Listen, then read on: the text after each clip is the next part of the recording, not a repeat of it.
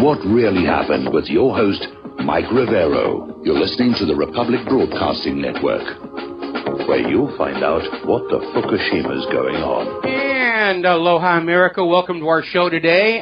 It is Tuesday, November 22nd, 2016, and the Tantrum Squad is back at it. Massive denial of service attack on my WhatReallyHappened.com server just as we were about to go to airtime, and I can't deal with it. You would think that these buttercups and these snowflakes would get tired of doing this, but I guess the tantrum has to run its course, and somebody needs to throw an ice bucket challenge into their face. Anyway, we've got a lot of stuff to talk about today besides the Tantrum Squad here. The phone lines are open, 800-313-9443.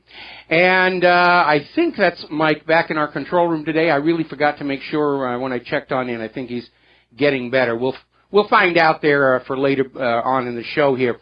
And we've got a lot of stuff to talk about here. A quick reminder, we are live today and tomorrow. Thursday and Friday is going to be replay shows. We'll be back live next Monday. Now then, I'm sure a lot of you are sharing our disappointment in this announcement from Trump's aide, Kellyanne Conway, that there is no plan to pursue charges against Hillary Clinton, blah, blah, blah, blah, healing, hasn't she suffered enough, and everybody's kind of upset. They viewed prosecution of Hillary Clinton as a Trump campaign promise, and it did generate a huge amount of support for him.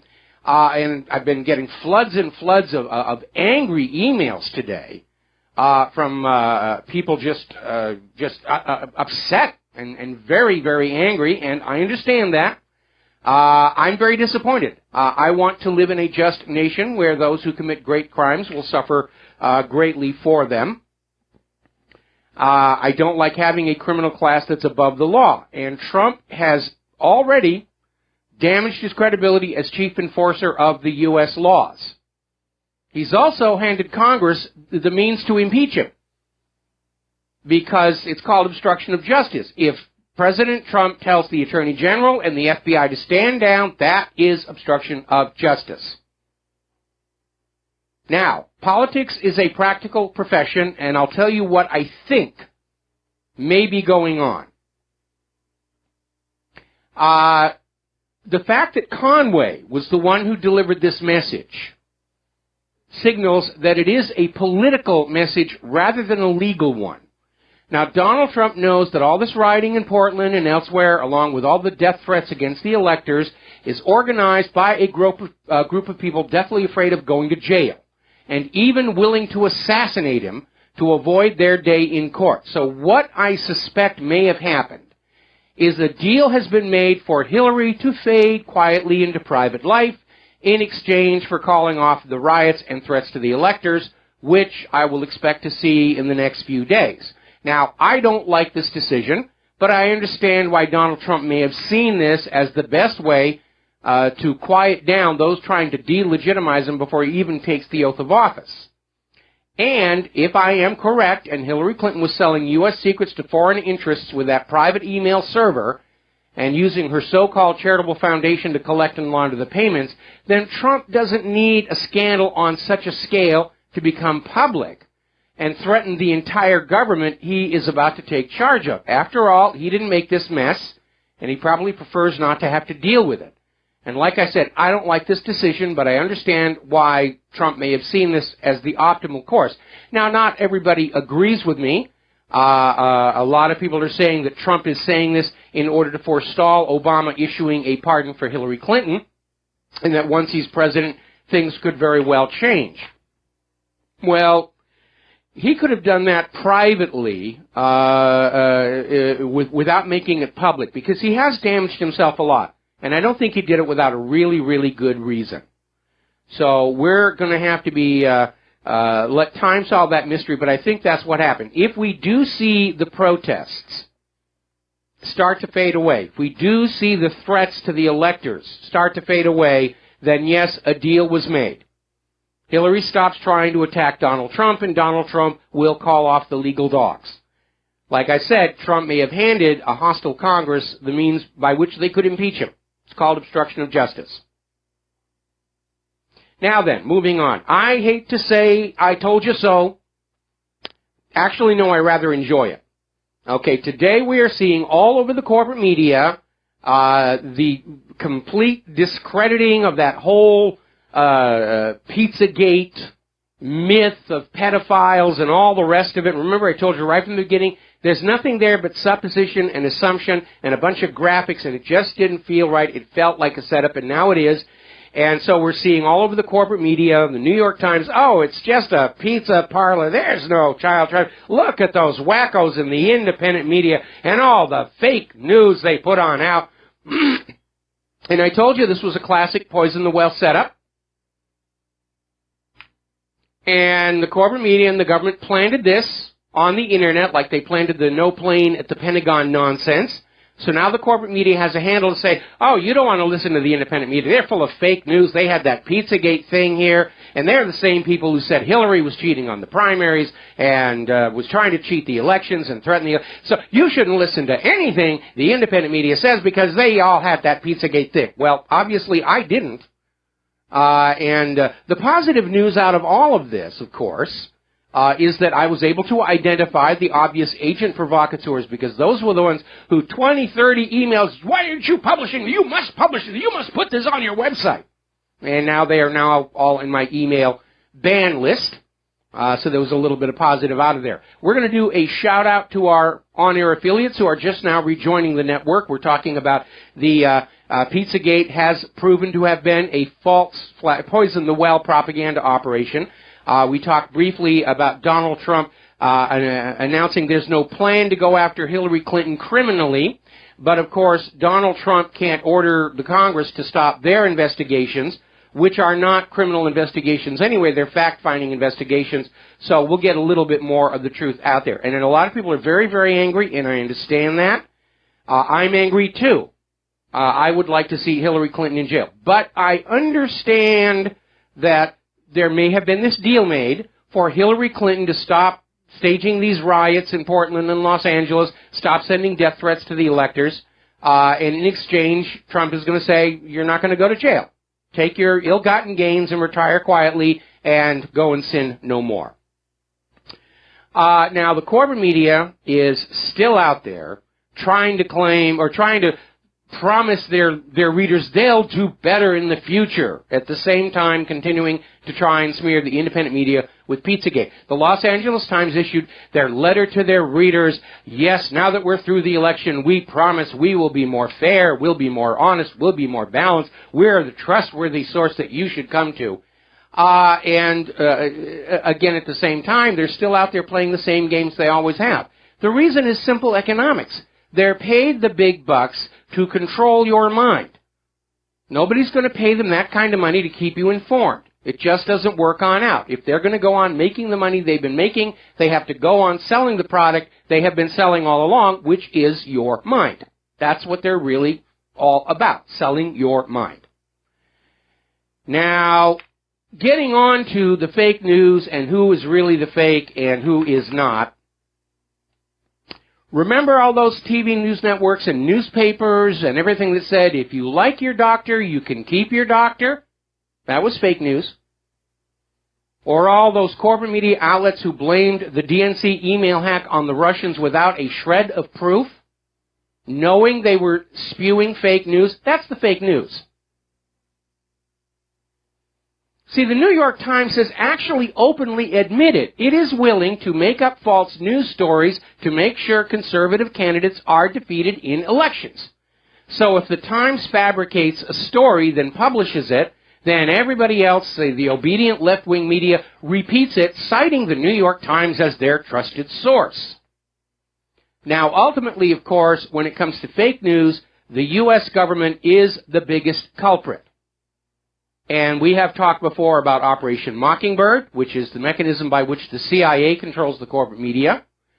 And at this point, Americans are waking up and realize it isn't something that's rare or unusual or occasional when they're lied to by politicians and the media. It's nonstop.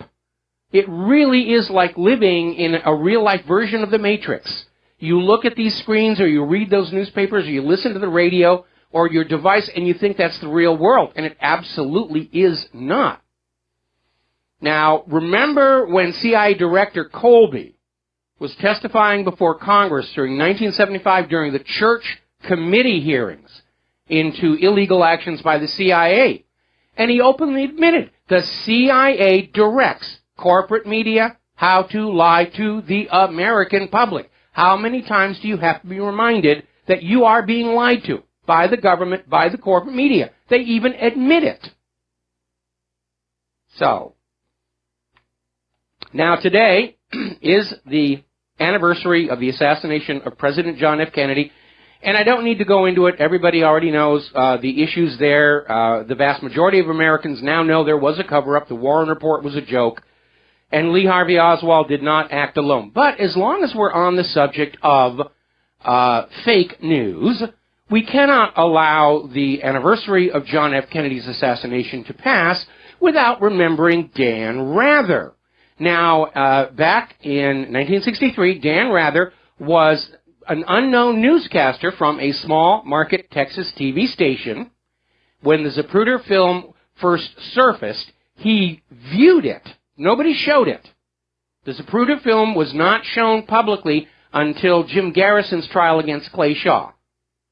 Oh, it's too shocking, it's too bloody, the American people don't need to see it. But we have this newscaster who has looked at it, and he'll tell you what it shows. And what Dan Rather told all of America was the shot to Kennedy's head rocketed his head forward.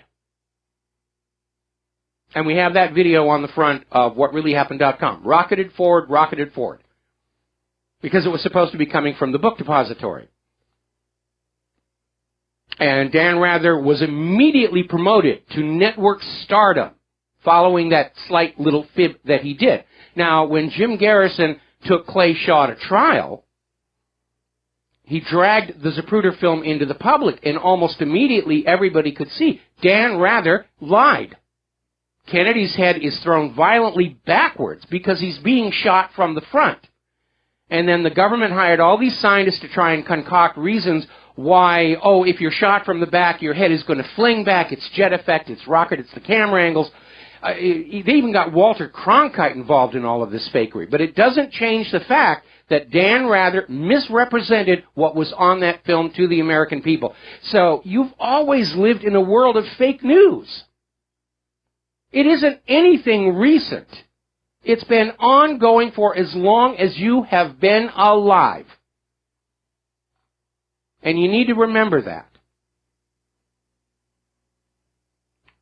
While the corporate media screams that they're fake, we're real, you should trust us. You should never trust anybody. Remember when Arlen Specter was finally confronted on the magic bullet theory in Senate hearings?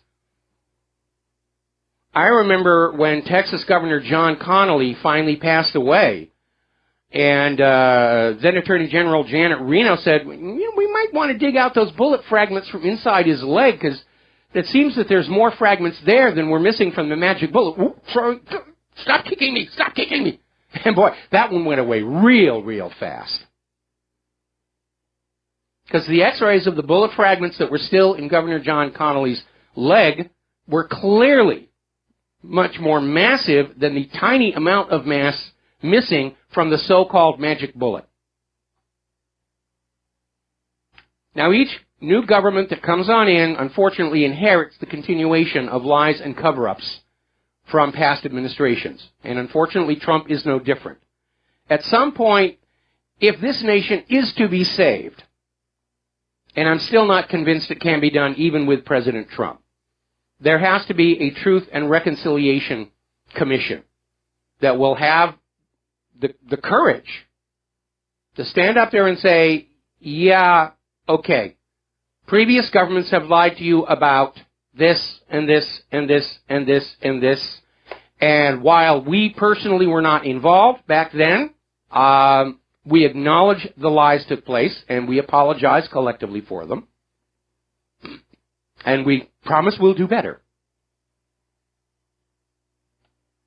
Absent that, I think we're on a very clear path where the government and corporate media's credibility is in decline, and they can't reverse it, even with hoaxes like Pizzagate and attempting to smear the independent media. Because I wasn't the only one out there saying this Pizzagate is a setup. People are recognizing these things when they see them. Now then, another instance of fake news, as it were. When Donald Trump called Hillary Clinton a bigot, the corporate media just went ballistic, saying, he's gone too far, he's gone too far. But then the Clinton campaign releases a video saying Mr. Trump is the candidate of the KKK, and, oh, that's okay, that's freedom of speech. And one of the reasons that the corporate media is in such trouble was this obvious display of bias. And in a lot of these faux repentant letters to their readers, viewers that we're seeing come out of the corporate media, they're acknowledging, well, yeah, we did have a little bias. You know, we're human beings too, but we promise we won't do it anymore. The thing is, every time the corporate media does get caught in another lie, they say the same thing. Oh, yeah, we'll do better. And they never do. And they can't. Because they make the money they make to lie to you. They can't change their business model. Nobody's going to pay them the money they're being paid to start telling the truth. It's just never going to happen. And so that's why they're on the warpath against the independent media. Because if they can't lie to you with impunity, ooh boy, those big paychecks are going to go away. Now, Donald Trump is clearly empathetic to our situation out here, because Trump is now starting to meet the heads of various media. He had a meeting with a whole bunch of people at Trump Tower yesterday and with the New York Times today. And everybody walked into the Trump Tower figuring that they were going to get the ground rules of their access to the Trump White House. And instead, they got a Trump-style dressing down where he stood there and pointed at all these people, starting with Jeff Zucker, and saying, you're all a bunch of liars. People who were in the room said it was like facing a firing squad. Trump was out there saying, everyone at CNN is a liar and you should be ashamed. And from the point of view of the corporate media, it was a total disaster. They're not getting the access to the White House they thought they were going to be getting. And the media has now responded by going after Donald Trump harder than they did before. Because the corporate media all of a sudden seems to think they're really in charge of the country. They were supposed to pick our next president. And they didn't get the one they want, so they're just going to go after Donald Trump more. And again, they're just showing themselves to the world to be a bunch of spoiled brats who are just so used to getting their own way, and they react badly when they don't, like the people who have crashed my website now. Now, the anti-Trump protests are still going on, and they're not really making a very positive impression. Apparently, some of the anti-Trump protesters up in Portland decided they were going to go out and sign wave on the I-5, and to nobody's surprise, one of them got hit by a car. Guys, you're not supposed to be up there on the interstates for any reason. I mean, that was just ridiculous here. Now, this is a fun story. And apparently, the Democrats, the liberals, are so traumatized by President Trump, they're retreating into an alternative reality. There is a virtual reality app called Liberal America Simulator 2016, which offers the users an alternate universe where Bernie Sanders won the presidency and has implemented progressive policies that converted America to the socialist, multicultural utopia they all dream of. This is getting a little creepy and weird. These people are just not dealing with reality. I think somebody needs to hack this app so that while they're wearing those silly little goggles, they start wandering around the I-5. That might solve a lot of problems right there. But taking this political correctness, we must have a safe zone stuff to the most absurd possible heights. There's a college in Massachusetts has now banned the American flag to stop, quote, hate-based violence, end quote. This is the U.S. flag we're talking about. The Stars and Stripes is now banned on this Massachusetts college campus. We'll be right back. And aloha, America. Welcome back to our show here, and we're going to turn over to the war zones, emphasis on the plural now. As you know, the battle's continuing in Aleppo. There have been allegations that the U.S.-backed terrorists have been using chemical weapons on everybody around them, Syrian troops, civilians, and so forth. Russian chemical weapons experts are saying they are finding evidence of these chemical weapons. So they put in a request for the Organization of the Prohibition of Chemical Weapons to send their experts in to confirm. Now, back when Obama and John Kerry were trying to frame Assad for the use of the weapons, they were always hot for the Organization for the Prohibition of Chemical Weapons, the OPCW, to go on in with their experts. Yeah, go on in, stand right here, and you will conveniently see a chemical weapon used right in front of you. Today, though, is very, very different. The OPCW is refusing to send their own experts in to verify the Russian findings, and apparently this is under pressure from Western nations, primarily the United States. Now, in another context, on the so-called fake news front, over at liveleak.com, they have a wonderful video they put together. We just linked to it to the front page of WhatReallyHappened.com, where they went back and started collecting all these headlines that appeared in the corporate media, newspapers, or on TV broadcasts, how Russia had just bombed the last hospital in Aleppo. And this was a story that was constantly being replayed and replayed and replayed, until finally the number of hospitals, the number of last hospitals that the U.S. media claimed Russia had destroyed, totaled somewhere over 20. So it's not really surprising that when Russia Today was in that State Department meeting, they said, can you give us the names of these hospitals that Russia supposedly destroyed and provide any proof that Russia had anything to do with it? And, of course, that tripped off the State Department spokesman to start screaming about how Russia Today wasn't real media. You've got to sit at the back of the room. And then, of course, one of the reporters for one of the other media outlets, to their credit, said, it's a reasonable question. And that provoked this full-on hysterical meltdown. So, now, yesterday we were reporting on how Turkey has had second thoughts about joining the European Union. Wise move, Erdogan. And would consider pivoting over to Russia and China to join their security bloc. And China has now announced Turkey would be welcome. Looks like it's a done deal. I mean, it's certainly well on the way. I'm sure there's going to be fine details to work on out. But Turkey is pivoting away from the U.S. Of course, what we can expect the corporate media to do, based on the prior precedent of Crimea, is they'll start screaming that China stole Turkey. No, Turkey didn't want to become part of China. China came in and stole them the way Putin stole Crimea. So what can I tell you? Over in France, as we mentioned yesterday, Sarkozy is already out of the presidential running, and it looks like Marine Le Pen is on her way. Now, Amnesty International has wagged their institutional finger at Great Britain and basically accusing Britain for acting like almost like cheerleaders for Bahrain's inadequate human rights reforms, saying that they're all out there acting like they're in support of human rights, but nothing, as usual, is getting done.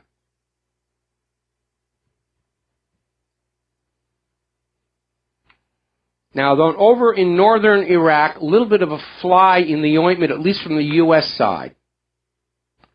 The Prime Minister of Iraq is now insisting the Kurds have to return all the territory they seized. Now, this is not going to sit very well because the U.S. agenda was to grab parts of Iraq, Syria, and Turkey and create a new nation of Kurdistan in order to continue the process of balkanizing the Middle East from large countries hard to push around down to little tiny countries that were easy for the U.S. and for Israel to bully. And Iraq is now saying, absolutely not. We don't want to go along with that. Turkey didn't like that idea either. Neither did Syria.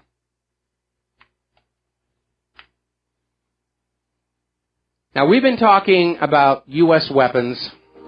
Very expensive, don't work very well. Yes, we have another story about that. We'll be right back after these few words.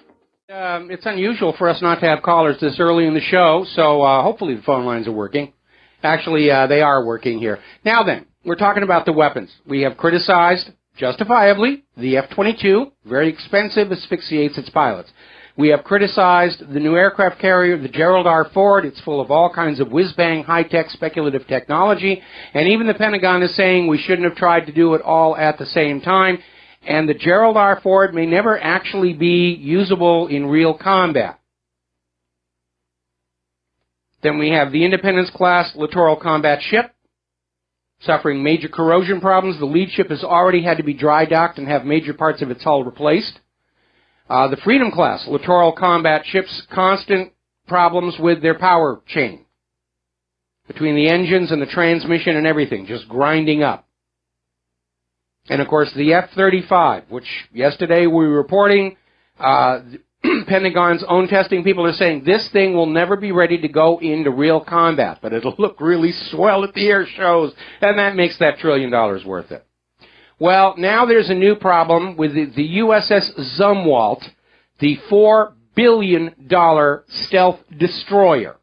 With the weird upside-down hulls, the stealth ship can be easily recognized from space, was going through the Panama Canal, headed for its new home port of San Diego, and all of a sudden, water started leaking in through the shaft seals into the electric motors that power those propellers. Now, I'm sure you're aware that seawater and electric motors is not a good combination, and to nobody's surprise, the engines stopped.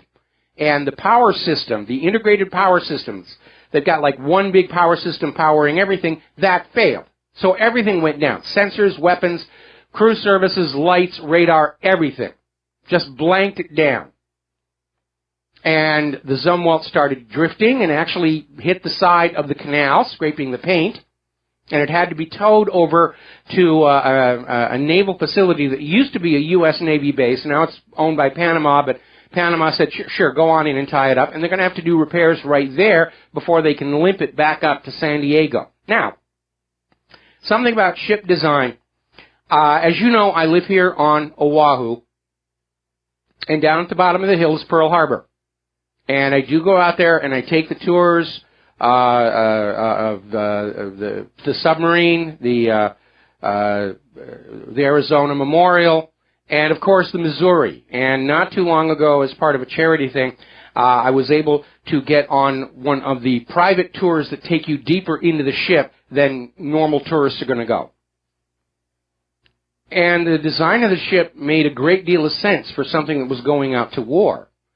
There was the outer part of the ship, where everybody lived and worked, and then there was a center core of the ship that was heavily armed. And during combat, everybody goes into that center core so that anything hitting the outside, it's basically throwaway damage.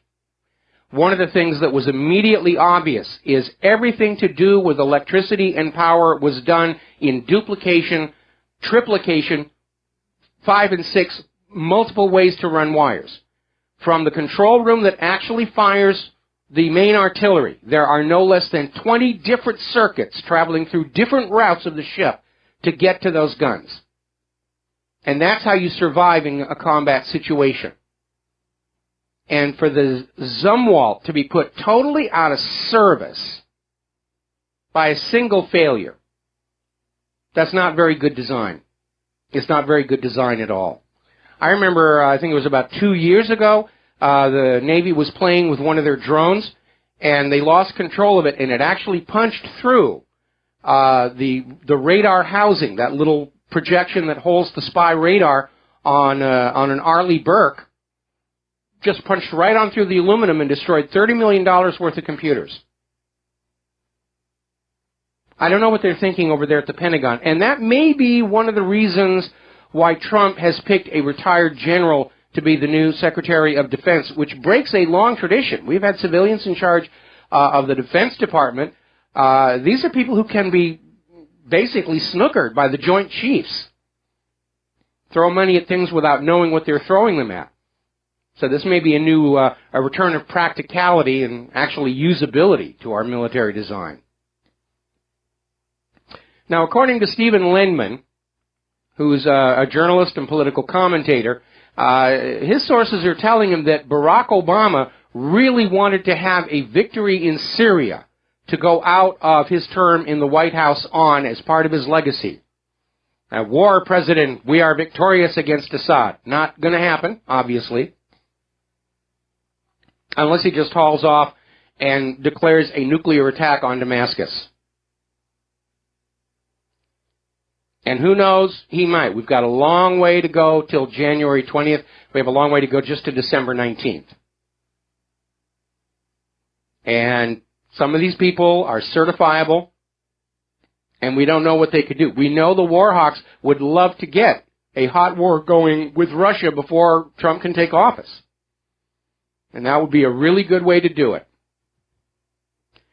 Now, turning to the economic news. Down in Venezuela, they have now imposed a cap on bank withdrawals of just $5 per day to keep the banking system from collapse. Now, remember, it has come on out. Venezuela has been the victim of economic war by the United States. The United States has wanted control of Venezuela and its oil going all the way back to Hugo Chavez. They tried to oust Chavez. He was actually out of power for about a week and then put back in. After he passed away, Venezuela got a new leader with Hugo Chavez-like ideas. Wants to sell Venezuela's oil for the yuan and for the ruble and not the U.S. dollar.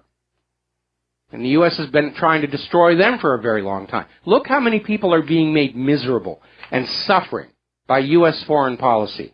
And then they wonder why the American people stood up and said, we've had enough of that. Okay, we got a caller on the line here. Kenny in Florida. Aloha. Welcome to the show. What's on your mind? Aloha, Mike. How are you doing today? Doing good.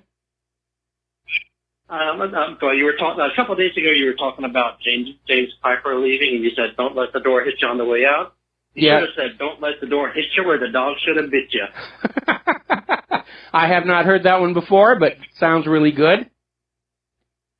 Yeah, I heard that on a cartoon. But anyway, the real reason I'm calling is, Dave Hodges of the Common Sense Show was the head of about Hillary not being prosecuted, and I just sent the email of his YouTube video to you.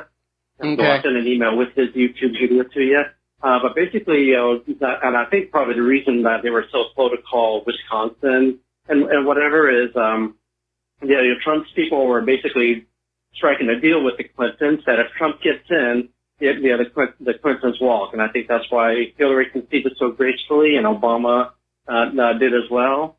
Hillary did not concede. Hillary did not concede graciously. She didn't concede on election night. She beat up her campaign manager when she did show up to make a speech the next day dressed in purple. I mean, it looked like she'd been rode hard and put away wet. And certainly these ongoing riots in Portland and this campaign of death threats against the electors signals to me that that John Podesta was correct when he said, we're not done with this yet. So I think the deal that was made between Trump and Hillary is much more recent.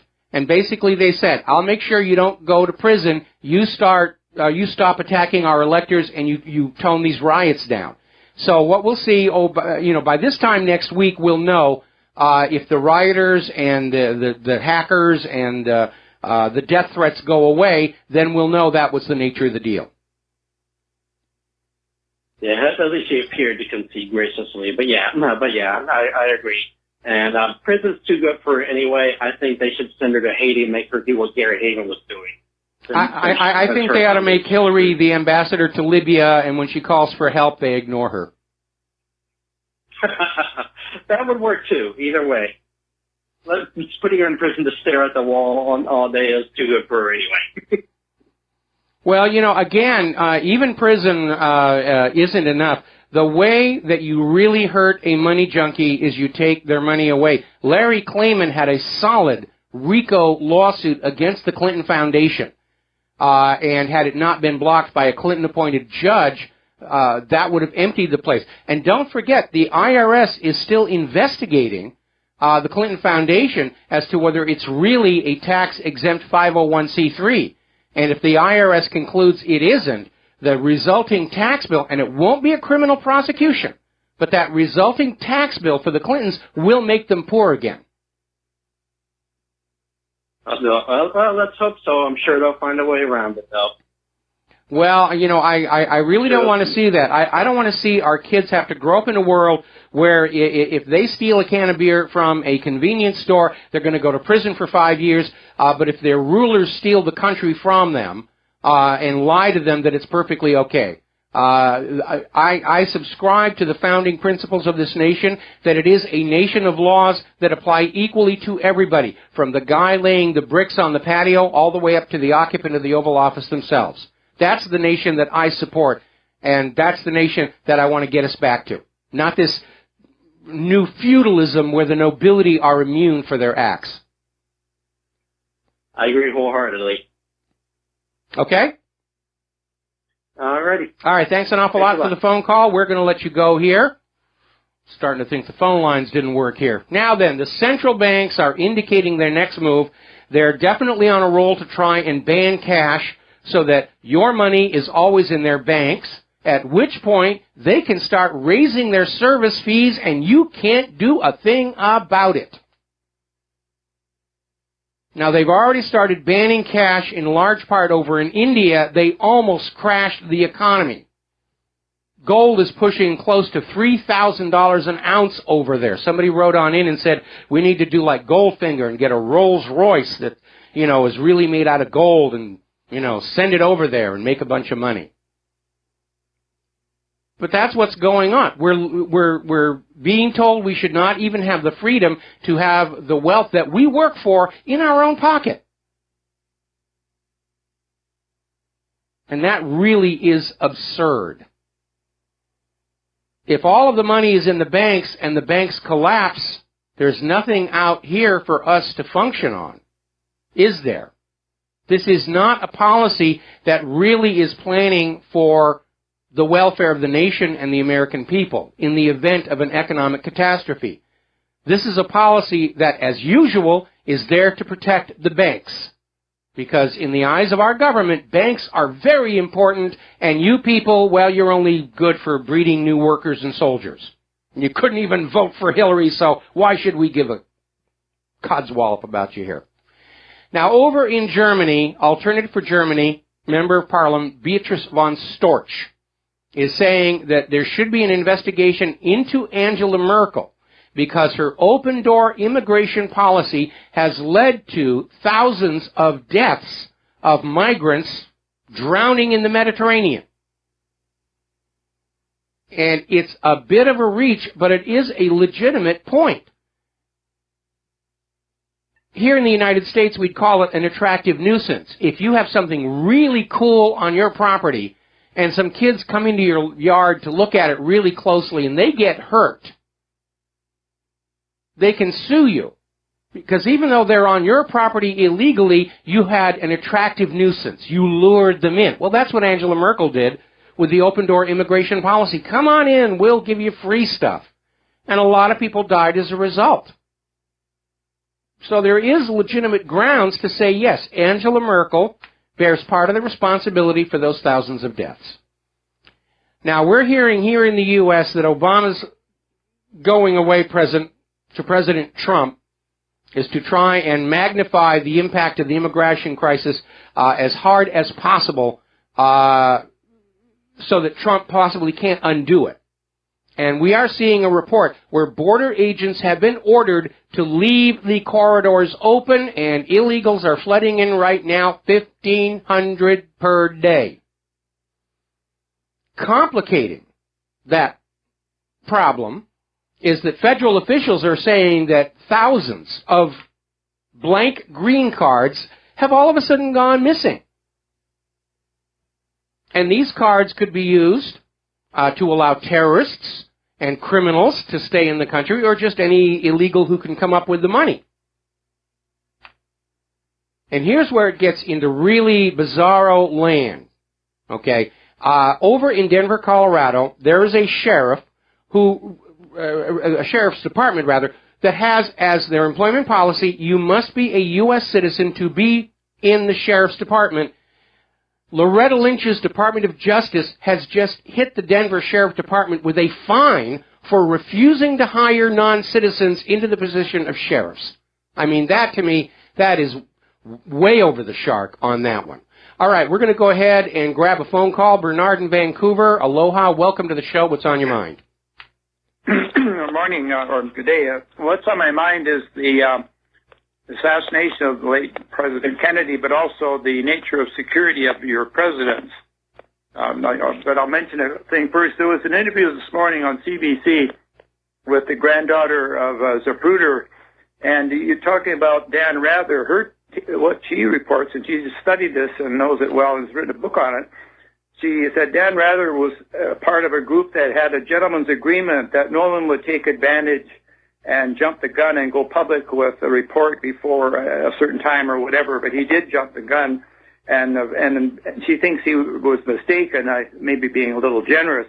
So if he's got it wrong and he also gets the jump on the gun, it seems like he's in a position to get that implanted in the public mind in kind of an insidious way. Well, there's no gentleman's agreement. Within the world of the corporate media, stories have what is called an embargo time.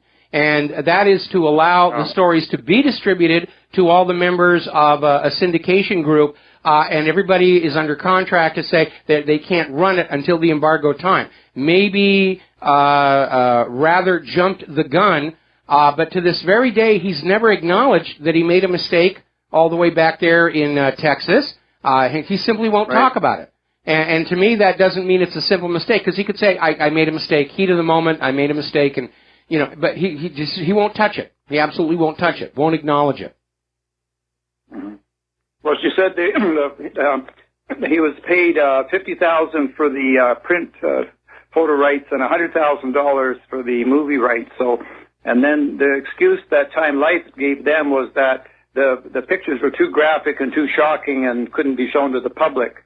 So, and they didn't choose to do a film or anything. They just sat on it, as you say, until the Garrison probe. And then, you know, what's really interesting, I remember this very vividly, when Garrison's trial made the Zapruder film public.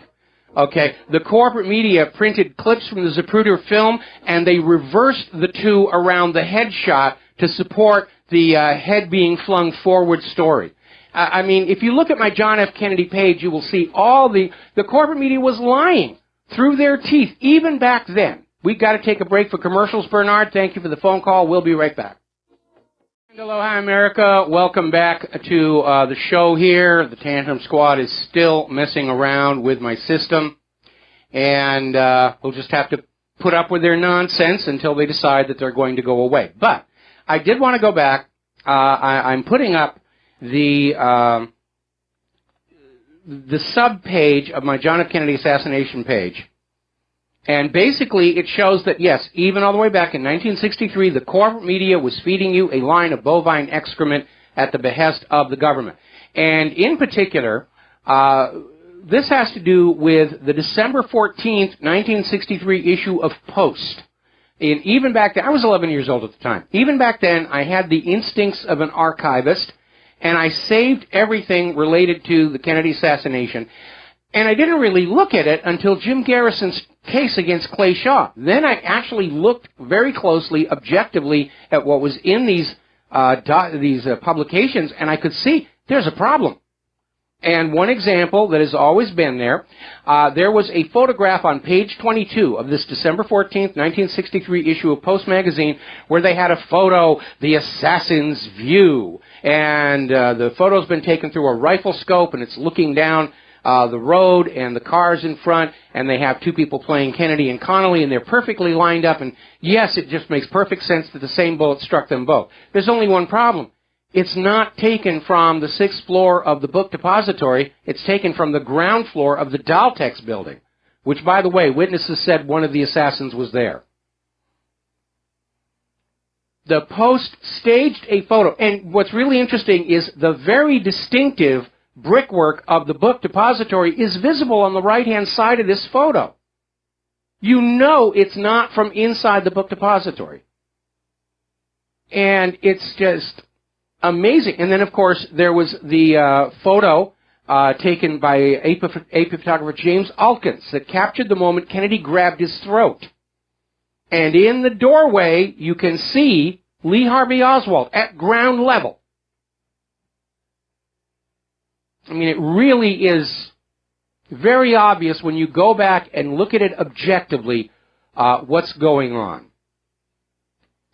So, anyway, getting on back to immigration and the rest of it. Barack Obama and Angela Merkel are out there saying globalization is here to stay. They're out there saying we're going to make sure Donald Trump can't undo our push for the one world government. We're here to stay forever. And I can imagine the Roman emperors or even Alexander the Great saying the same thing. Our empire spans the globe. It'll never, ever go away. And then, of course, it did. A little bit of arrogance going on there. Laura Ingraham is out there correctly saying, we have a mass of humanity just walking across the border and availing themselves of social services while we ignore our veterans. And there's a solution. Let's make welfare as hard to get as veterans' benefits, and a lot of these problems are going to go away. We got to take a break here for station identification. We'll be right back. And aloha, America. Welcome back to our show, hour number 2 here, and the phone lines are open, 800-313-9443. And, boy, my server is just under amazingly intense attack right now, and I have to wonder why. What does it signify? I mean, the election is over. I mean, it doesn't seem like there's much to be had, much to be gained with this kind of behavior other than tantrums and so forth and so on. But I'll just have to wait and deal with this, after the show is over, because they always pick when I'm on the air to do this, because they know I can't do 3 things at once here. Now then, Chris Matthews took Rachel Maddow to task. Rachel Maddow is fully on board with this idea that anybody who rejects the illegal immigrants or the refugees are being heartless and racist and all the rest of that. And Chris Matthews took her to task for saying, look, the American people are against illegal immigration, and it's not racism. Okay, it's economic, and it is the fact that these people are committing a crime, and we shouldn't reward people for criminal behavior, whether it's an illegal immigrant or Hillary Clinton. Illegal is not a race, Rachel. We're going to go to the phones here. Mo in Florida, aloha. Welcome to the show. What's on your mind? Hi, Michael. I had a topic. I missed you the last couple of days because I was out of town and I didn't catch up on your shows. But if you've already discussed it, then I'll hang up or whatever. But these Podesta brothers, I'm originally from Nebraska, and I know you know all about the Franklin Credit Union and that whole sex pedophile thing that was hushed up. This Podesta thing with this missing girl in Portugal. This whole Pizzagate thing, it looks just like the Franklin Credit thing. No, wait a minute. Wait a minute. Okay. Pizzagate is a poison the well propaganda operation, and today we saw the corporate media uncork, and I told everybody from the beginning this smelled like a setup. And the corporate media has uncorked on the independent media saying, we investigated, there's nothing but pizza parlors there. Look how silly the independent media was for reporting this. It proves they're just full of fake news, and you shouldn't believe them when they say there's pedophiles or that Hillary was cheating the election or any of the other things here. Okay? Thank you very much for the phone call. We're going to let you go. All right? Let's see. Just sending a message to the control room. I am not taking phone calls about Pizzagate. I told you it was a setup and a fraud, and that's exactly what it turned out to be. Poison the well. And poison the well has been used a lot. They even used it on Jim Garrison during his trial of Clay Shaw. There's a little bit of history you probably ought to be aware of. And what it was is, and by the way, Richard Secord eventually did admit Clay Shaw had been a CIA agent, a contract agent. So that was verified years later. And how they sabotaged Jim Garrison's case against Clay Shaw was they got a witness on the inside of the case. Guy came in, said he'd seen Clay Shaw and Lee Harvey Oswald, and it all seemed to check on out. And Garrison put him on the stand in front of the jury, at which point one of the government's lawyers came up there and sort of led this witness into how he would fingerprint his own daughter every night to make sure they were not planting a substitute on him. And, of course, it absolutely discredited Jim Garrison's entire case to have such a loon as a witness. And, of course, that was the whole point. They were poisoning the well. And they did it again during the House Select Committee on Assassinations, which, by the way, did conclude John F. Kennedy did die, was the victim of a conspiracy, that there were multiple shooters in Dealey Plaza. And the way they tried to poison the well there was they made a big deal over the fact that photos and the Zapruder film catch this one guy standing by the motorcade route with an open umbrella. And they planted this story. The poison umbrella had a dart gun in it. The umbrella had a poison dart gun in there that paralyzed John Kennedy so he couldn't move when he was being shot at. And that was put out all over what would have passed for the independent media, blogs, and talk radio back then. So when the House Select Committee started up, the very first thing they did is they had identified the individual in the photo, and they had gotten the actual umbrella. And they opened it up and showed it to be just an umbrella, and they're making jokes about, don't point that thing at me, it might be dangerous, yuck, yuck, yuck, yuck, yuck, yuck, yuck, yuck. And, you know, how silly those conspiracy theorists were to think there was anything out of sorts with the Warren Report. And by the way, that phrase conspiracy theorist was literally crafted for the JFK assassination because of all the problems in the official story that kept surfacing. Oh, it's a conspiracy theory. You don't want to pay attention. It's a conspiracy theory. Despite that, the acoustic data was so irrefutable, the House Select Committee did have to conclude there were multiple shooters in Dealey Plaza, and hence John F. Kennedy was the victim of an assassination. Conspiracy. All right, we got to take a moment to do a shout-out to our affiliates, and welcome to hour number 2 of the show. We're still talking about the John F. Kennedy assassination and poison the well attacks. It's a propaganda system, rather a propaganda tactic, rather, that was used back then and is being used now with this whole Pizzagate nonsense, and that's all it was. This story was planted out there to try and make the independent media look like they're the fake news by the corporate media that's still trying to pretend they're the real news. All right, we're going to take a phone call here. Dustin in New Jersey. Aloha. Welcome to the show. What's on your mind? Hi, Mike. Hey, is Pizzagate racist? If they would have said Taco Gate, it would have been even more racist. Man, they would have been just, well, I mean, you know, it's Italians versus the Hispanics and everything. But it is, and, you know, this thing felt wrong. And I got to tell you, I got, like, tons of emails. You must put this on your website. I demand you. You're obviously selling out to the Hillary campaign if you don't put this on your website. And, of course, that to me was telegraphing, you know, somebody, this isn't research. Somebody's selling this. And there was never anything to the case. It was all rumor and innuendo. And if you squint your eyes real hard, the logo for the pizza place kind of sort of looks like an emblem that pedophiles use according to the FBI, blah, blah, blah, blah, blah. There was never anything there. And the more I got shouted at in the email that I had to post this thing, the more obvious to me it was some kind of a propaganda operation. And I emailed all of my fellow members of the independent media, and I said, be very, very careful about this. This stinks to high heaven. So what's on? Everybody needs to stick to the global. This globalism is the issue. Nothing else matters. This is not like, you know, we talk about this before. This is not about Trump and Hillary. This is a worldwide phenomenon, and he has 4 years to reverse some stuff, or if it works, 8 years. But you know, they're not done yet doing, because remember Obama did that purge with the military? You have elements in the higher parts of the military that believe in globalism, and also in the State Department, Mike. So he has to weed these people out, and he better do it quick. You know, because, you know, they're in NATO also.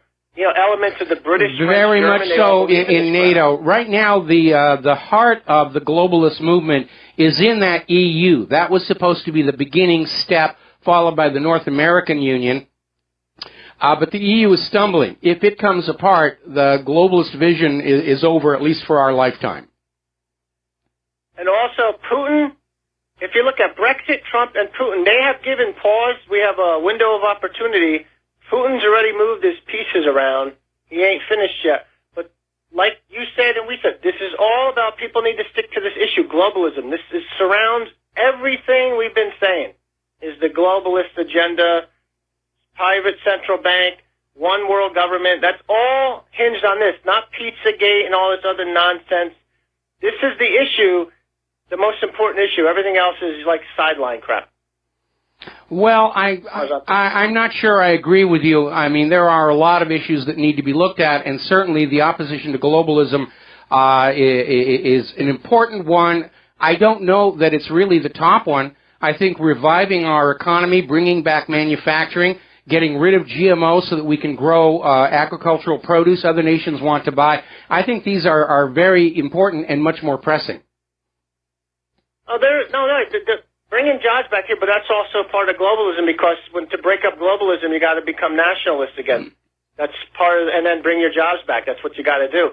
But the globalists don't want that. They want to have the system we got as it's set up now, but take it even further. The neoliberal, neocon, one world, neo-feudal, one world serfdom. Yeah. The plan was definitely to have all of the agriculture in one area, all of the manufacturing in another, all of this, so that every place on Earth was dependent on the whole planet for what they need. Where they really messed that up was in this botched oil price war against Russia and all these sanctions, which are forcing other nations to become more self-sufficient internally and be able to provide for themselves internally and not do trade across the border. That actually is eroding the globalist vision.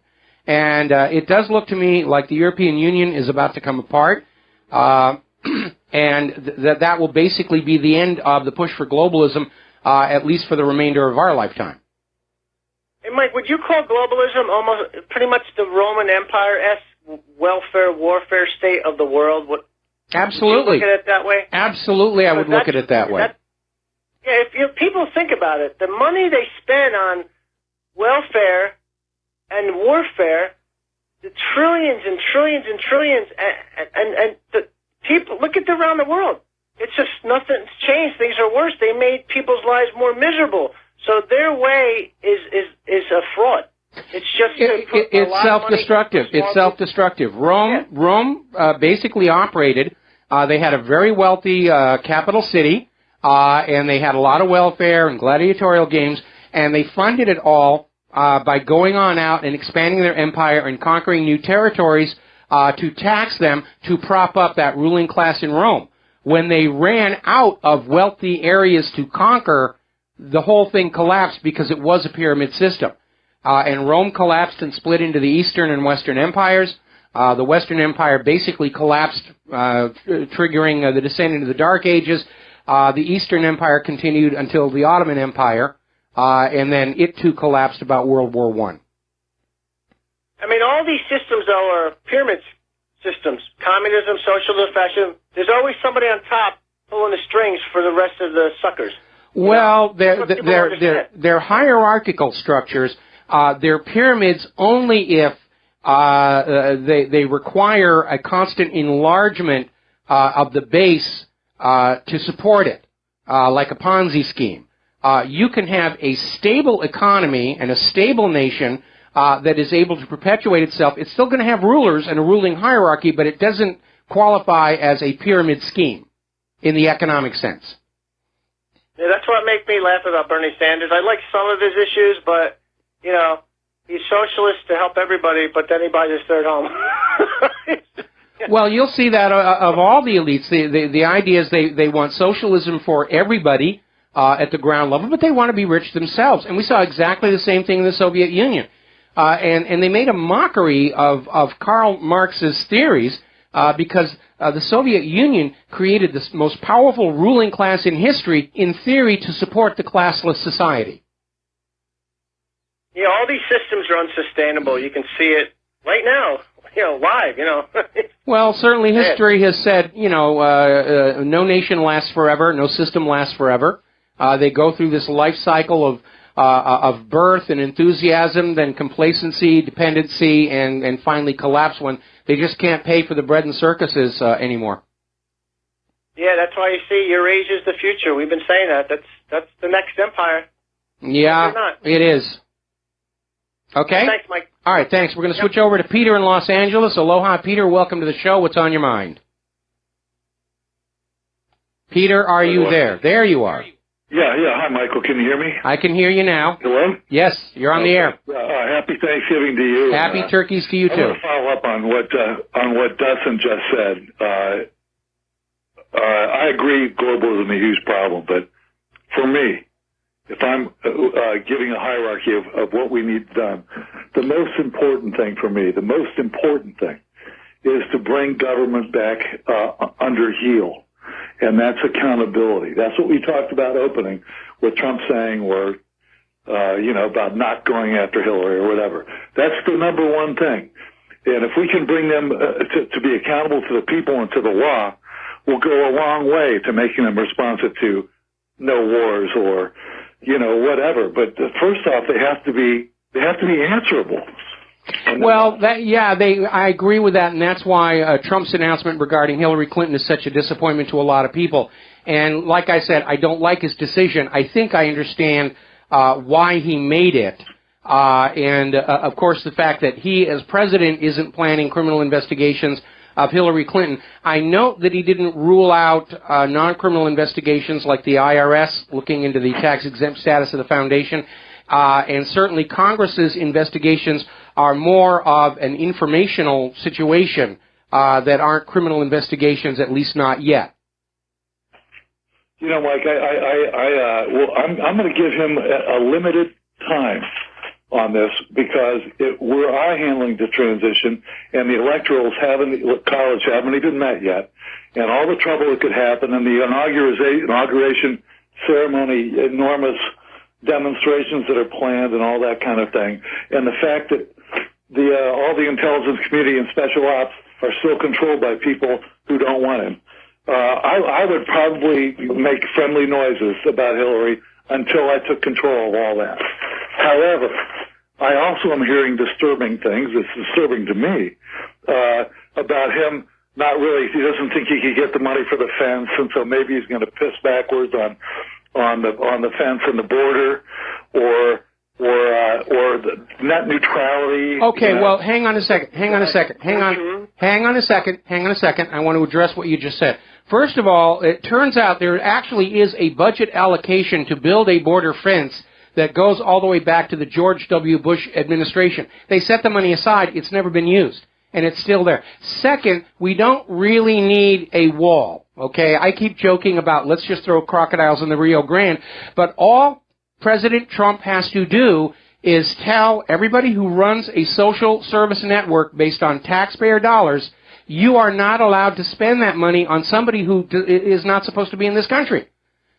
Citizens, green card holders, people who are in the proper legal immigration framework, yes, they can go on welfare and get SNAP and all the rest of that. But if you really think about it, it is fraud for any of these agencies to take tax money from the American citizens and spend them on people who are not legally supposed to be here.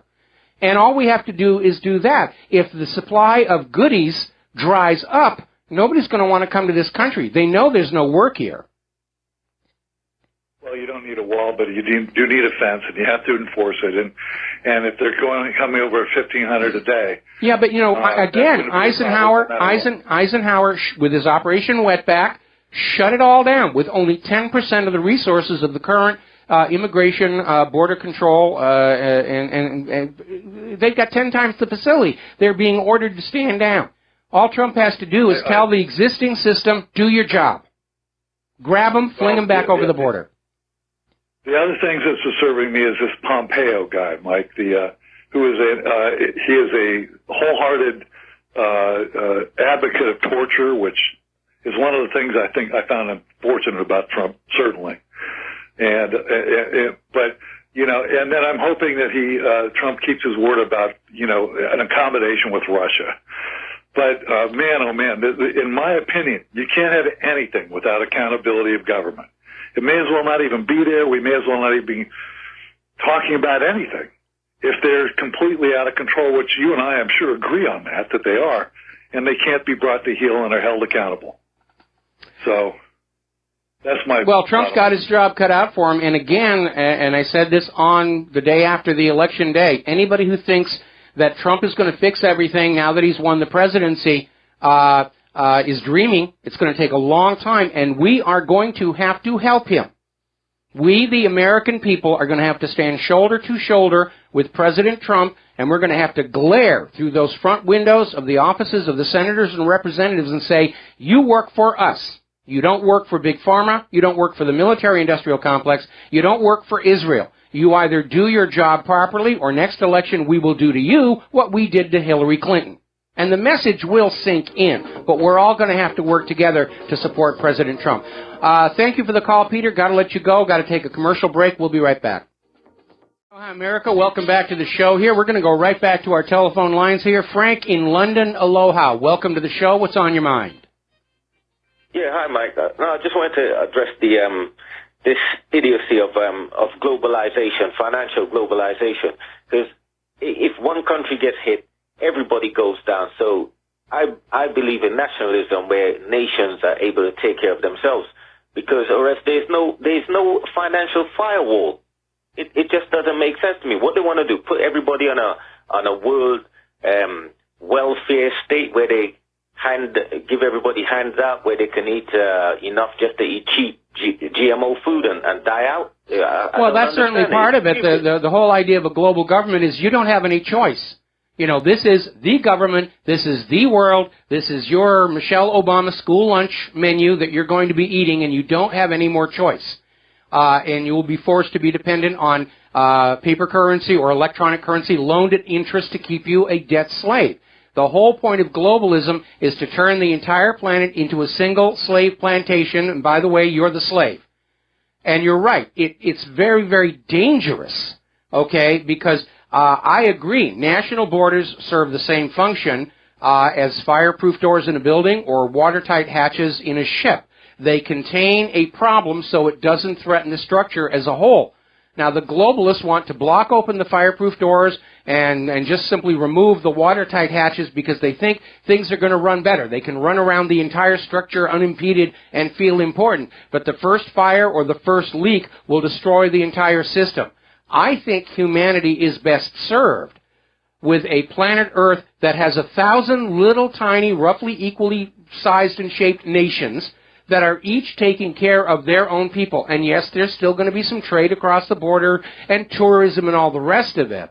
But we don't have this situation where a single large company can threaten the rest of the world to conform their economic realities to the benefit of a foreign power. And certainly this idea that there's going to continue to be experimentation in new ways of organizing societies. And that is something else globalism will end. If they ever succeed in getting a global government short of a complete total breakdown and collapse, there'll be nobody out there saying, let's try a different system. See, that was the beauty of the United States of America. When they broke free from Europe, they had an opportunity to say, let's try something a little bit different. Let's try a government where there is no central ruler with autocratic power. Let's try a country that doesn't have a state religion. Let's try a country that makes its own money and doesn't borrow it at interest from the banking families of Europe. These were all truly revolutionary ideas, and they're what made the United States great in the first place. But of course, the banking cartels have always been attacking government-issued currencies. They want us to be their debt slaves. Politicians in our own country have tried to consolidate power in Washington, D.C., to take us back to being a mirror of the monarchies of Europe. In fact, we had that ridiculous editorial in the New York Times about a week ago saying maybe it's time to get rid of all this electoral college nonsense and just have a monarchy in this country. And, I mean, that's basically an insult to everybody who helped bring this nation into being all those years ago, to just say, oh, let's just go back to making the same mistakes Europe did. Okay, thanks, Mike. All right, thanks an awful lot. We're going to switch over to Alex in San Antonio. Alex, aloha. Welcome to the show. What's on your mind? Aloha, Mike. I was calling because I'd like to ask you a question regarding the whole Hillary and Trump thing, and then make a comment. My question was, do you think perhaps Donald Trump was was updated or put abreast of things that perhaps are going on in the federal government, so as to bring down the entire cabal and to leave other people exposed. Maybe, because some people were saying that, including some economists were saying that the person that you stopped hearing about or stopped hearing from was Valerie Jarrett back in the day. Mm-hmm. And they said that since we stopped hearing her, a lot of things started leaking out even more. All right. Well, Alex, I'm going to have to put you on hold. We got to take another break for commercials. Don't hang up. I'm going to come back to you and reply to the questions after these few words. Hi, America. Welcome back to the show. We're talking with Alex in San Antonio. And Alex, at this point, President-elect Donald Trump is receiving the same classified daily briefings that President Obama does to bring him up to speed. Now, that's just current events. Trump is going to have to dig to find out what's going on in the background, but I'm sure those in the know have taken the pains to say, be very careful about getting into this area. And as I've said many, many times before, there are two categories of secrets in Washington, D.C. politics. There are the little scandals, like Anthony Weiner and his sexting problem, that become the fodder during campaigns to smear each other with, to wreck careers, get them out of the way as you seek promotion. Then there are the great secrets, the ones that could, in theory, destroy the entire government. The truth behind John F. Kennedy's assassination, the truth behind 9/11. And if I am correct, and Hillary Clinton was selling U.S. secrets to foreign governments using her weak private email server to deliver the product, and her charitable foundation to collect and launder the money. That is a scandal that could literally bring the entire government crashing down, just as Donald Trump is stepping in to manage it. And given that Donald Trump is probably saying, I had nothing to do with this in the first place, why should I face the consequences, then he might be very amenable to the idea of keeping the lid on this and try and repair the nation as he moves forward. What about draining the swamp and all that? What about getting to a point, everything that he campaigned on, regarding the, getting to a point where he levels with the American people and he says, okay, so this is really what's been going on, and this is why these decisions were made. I mean, at that point, he's reneging. He's just another politician. Well, yeah, he is. And I think this is going to put the lie to the idea that being a businessman, that he wasn't going to be very good as a politician. Look, I'm just disappointed as you are. I want to see the Clintons in prison. I really, really do. But I understand from Trump's position why he doesn't want to blow up the government in the process of doing it. Now, there's plenty of other swamp to drain, for him to work on. And again, somewhere down the road, we may see something break on it. Technically, Donald Trump, by saying, I don't plan to bring criminal investigations against Hillary Clinton, technically he's already committing obstruction of justice, because it's going to be up to the Attorney General to make that determination once Trump takes office. Okay? Do you think perhaps he might be going the route of Putin, where he let the central bank stay private, but he took control of it, and perhaps he's kind of dealing with the fire, not necessarily putting it out? Well, certainly with the economy, that's definitely what Trump is going to be doing. He's inheriting an economy that's on the verge of imploding, and if it does, he'll get the blame for it, the way Herbert Hoover did. He may actually decide that it's time for more direct control of the Federal Reserve, given that it is critical economic infrastructure to the entire nation. And we've had all of these chair people of the Federal Reserve come on out and say, well, we're actually not really part of the government, and we're here for our own profitability in business. But there, again, the problem for Donald Trump, or for anybody sitting in that Oval Office, is how do you correct whatever problem is in front of you without actually causing more damage?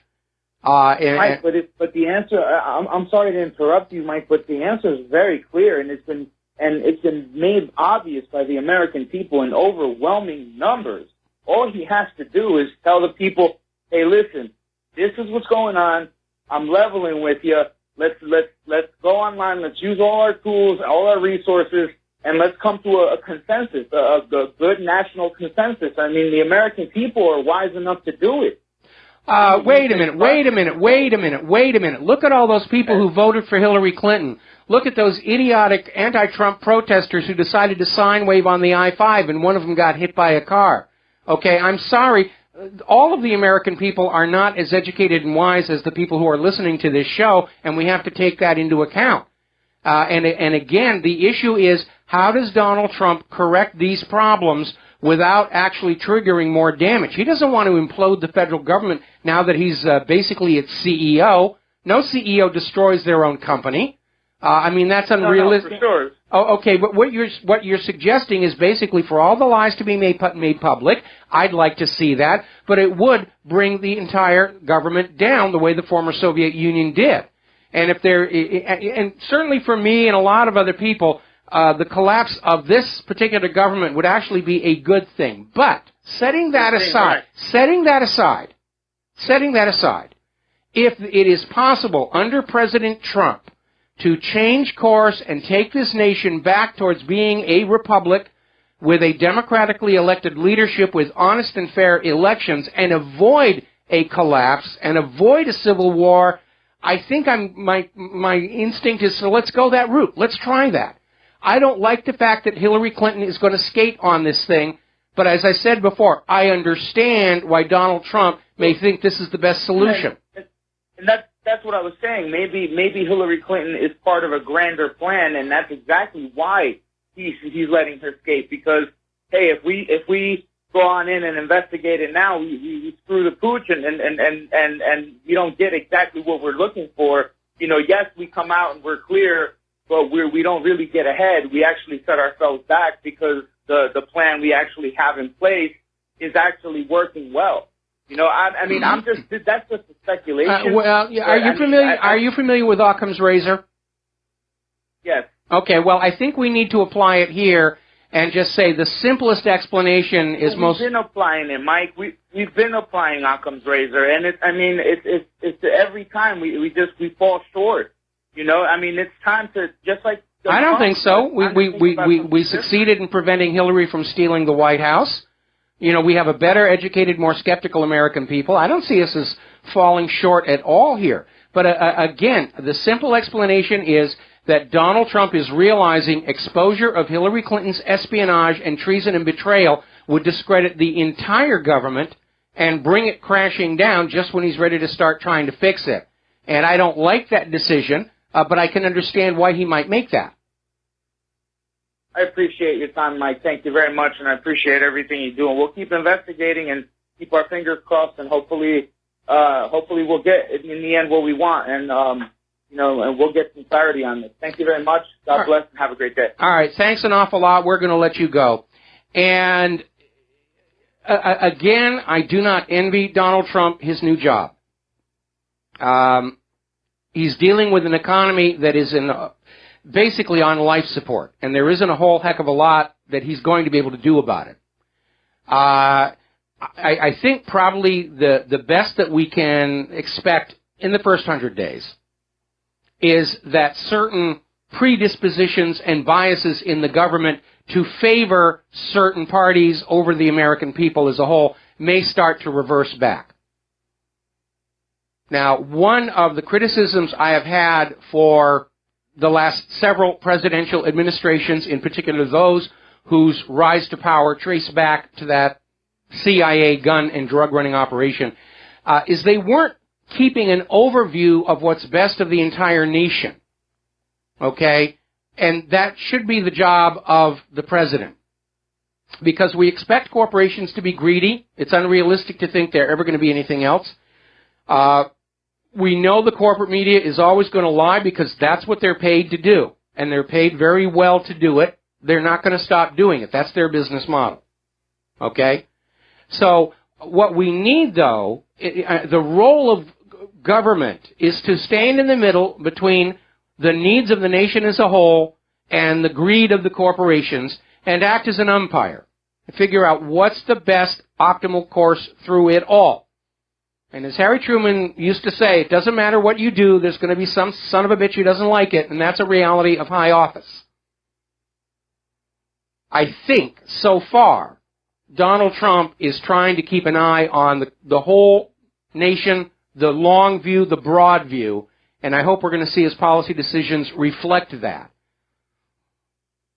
Like I said, I understand that if Donald Trump, first of all, we're presuming I'm correct.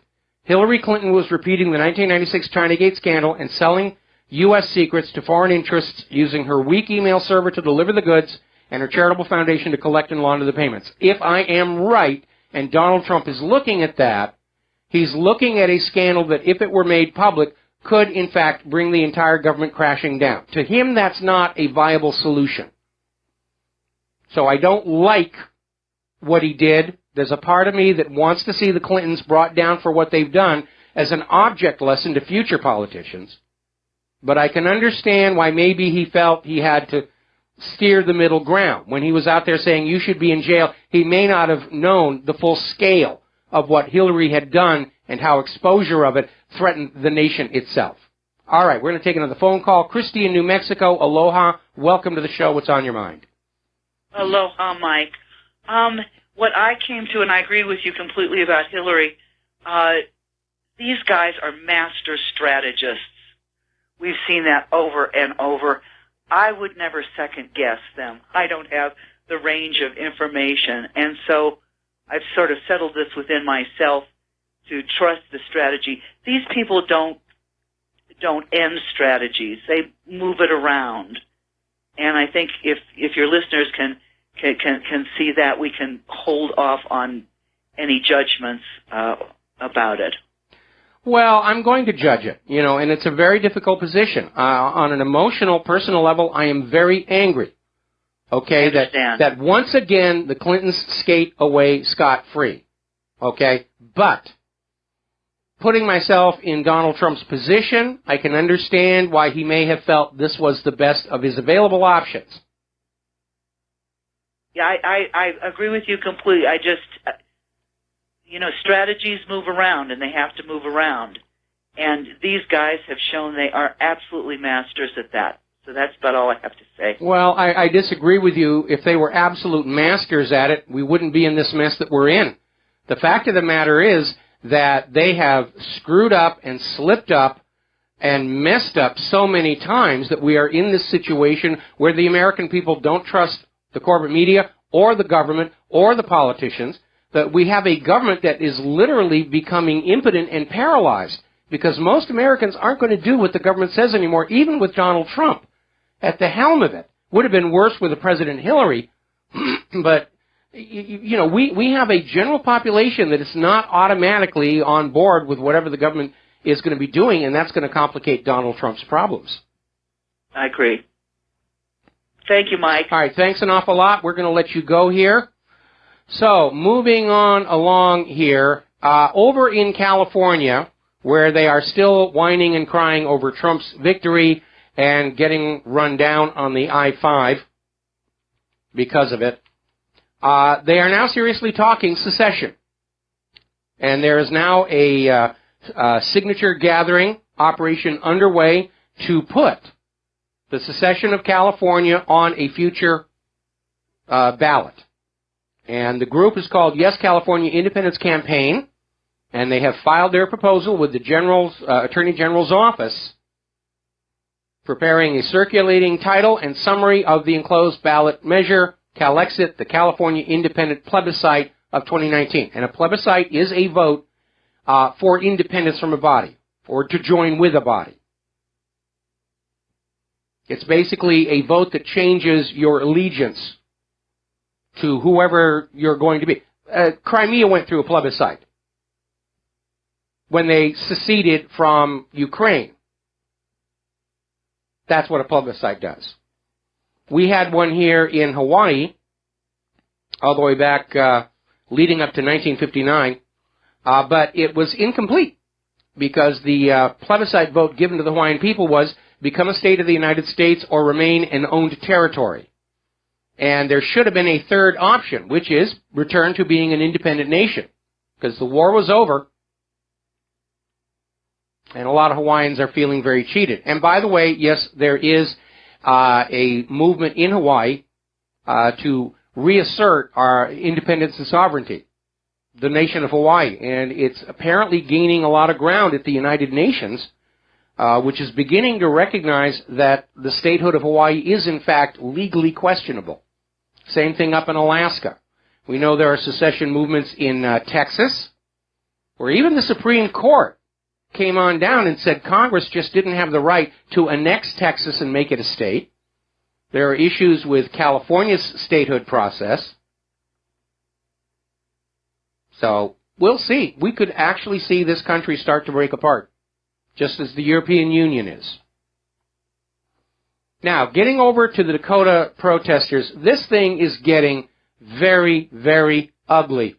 And there's an article over here in RINF.com, the brutal treatment of the DAPL protesters reveals the coming police state. Because what we have here is a group of people who are living on land which is theirs by treaty, and the government comes on in and says, we're going to take the land away from you, and we're going to give it to an oil company to run a pipeline right through the middle of where you live and through some of your graveyards, and we're really sorry, but we need to do this. Now, the brutality has been escalating greatly, and the Dakota Access Pipeline people are out there trying to blame the victims, say, well, they're professional protesters, they're troublemakers, they're bringing in all these outside agitators to cause all the problem. Well, I'm sorry. Apparently, over this weekend, there was a real tragedy. A young lady, Sophia Walensky, was literally hit with a concussion grenade. Now, these concussion grenades, flashbang grenades, are supposed to be detonated away from people. They make a really loud noise. They confuse people. They're disorienting devices. And apparently this young lady was literally, the police threw a flashbang grenade right at her, and it hit her in the arm and detonated, and it looks like her arm's going to have to be amputated. Just absolutely shattered it. And the police are out there saying, well, we're absolutely sure that we're not using any of this stuff inappropriately, which is, of course, what they said down in Georgia when the police down there threw a concussion grenade into a baby's crib. But this has really gotten totally out of control. Now, we're going to take another break for commercials. When we come on back, more about the Dakota Access Pipeline and the protests. Aloha, America. Welcome back to our show here. And that loud racket you hear outside the window is there's a military training flight of helicopters flying over, and they're not very careful about those mandated altitude limits as they used to be. So they rattle the windows on us every once in a while. We're talking about the Dakota Access Pipeline. We're talking about the protests. There are basically two issues. First of all, the fact that the land involved belongs to the Native Americans by treaty. And then the U.S. government comes on in and says, well, we're eminent domain, we're going to take it and turn it into an oil pipeline right away. And the issues are that the pipeline is going through the Sioux Indians' sacred lands. Now, that's kind of a loosey-goosey title. What's involved here are burial grounds. So before you get on the case of this whole sacred lands issue, just imagine that you have grown up in a small town, and your family has been in that town for many generations, and your grandparents and great-grandparents and great-great-grandparents and aunts and uncles and all of them are buried in that cemetery out behind the town church. And then imagine the government has come on in with a bunch of bulldozers and said, sorry, we got to put a pipeline right through that cemetery. That's one of the issues. The other is the threat to the water supply and the health of the people living along that pipeline route. And, of course, what we're getting from the pipeline company and from the corporate media and from the government is that's ridiculous. These things are perfectly safe, even though we've had a couple of really bad oil pipeline accidents just in the last few months over in the southeast. But here's where it gets interesting. data that was compiled by Associated Press, the corporate media, shows that between January 2012 to September 2013, North Dakota had 292 oil spills. Only one of these that involved a tanker truck accident that happened in full view of witnesses and couldn't be hushed up. That was the only one made public. The others, 291 oil spills, were concealed from the people of North Dakota to protect North Dakota's oil industry. And this is why the people on that land, who call themselves the water protectors, why they're concerned. Because you get a big oil spill, it takes forever to get things back to normal. Look up in Alaska where they had that huge oil tanker run aground. The bay is still wrecked. Okay, we're coming up here on the top of the hour station identification. We've got two callers waiting on the line right now. I'm going to ask you to be patient because I'm going to come back to you after the network identification, so we got plenty of time to talk here. Interesting little story coming out of ZDNet. Catastrophic botnet to smash social media in 2017. This is related to the botnet Mirai. Now, I wonder who wants social media to go away. We'll be right back. And aloha, America. Welcome back to our show, hour number 3. The phone lines are open, 800-313-9443, and we're going to go right to the phones, starting with Dorothy in Pennsylvania. Dorothy, aloha. Welcome to the show. What's on your mind today? Aloha. I know you spoke of Common Core last week, but I was just curious because I didn't hear anything about the diehard liberals in our school system and what's going to happen to them, like the diehard liberal principals and assistant principals. Are they going to be losing their jobs or something like that? I think when you look at the fact that outside experts are now saying that our millennials generation are utterly useless because the education system hasn't actually taught them job skills, but just indoctrinated them with liberal socialist dogma. I think a lot of these people really ought to be given the pink slip here. We need to get our schools back to teaching our children how to solve problems, how to think, how to analyze, how to design, how to create, in order to make us competitive once again in the global marketplace. Back when Trump won the election and everybody was talking about all the liberals heading for the border of Canada, and somebody was joking, look, we have to close the border. I mean, how many art history majors can we absorb? And somebody did that wonderful faux commercial for a charity, Sponsor a Millennial. And it was just hilarious. Very well produced, by the way. Good production values. And yeah, that's a big problem. I really think our current millennials are going to be another lost generation where we're going to see the actual control and running of the nation skip a generation. It's going to go from the current controllers to their grandchildren and just skip over the millennials because they're out there. I mean, the fact that they're out there putting on virtual goggles and living in a virtual reality alternate universe where Bernie Sanders won the presidency and that's where they want to live. I mean, they're too far gone to redeem right now. As a parent, what can I do? If it's allowed where you are, homeschool as much as possible. Or take it upon yourself to sit down with your children and say, okay, the public schools have had you, now it's my turn, and I got to teach you a few things they're not going to teach you. And just spend as much time as you can with them. Thank you. Okay? Okay. All right. Thank you. We're going to let you go and switch over to Francis in North Carolina. Aloha. Welcome to the show. What's on your mind? Hello, aloha. Aloha, Nuni. I got you twofold. Okay. Gotcha. Two thoughts. One is taking a step back to the political genre and so forth. In a way, I can understand, not so much appreciate. Gosh, I almost got myself there for a moment.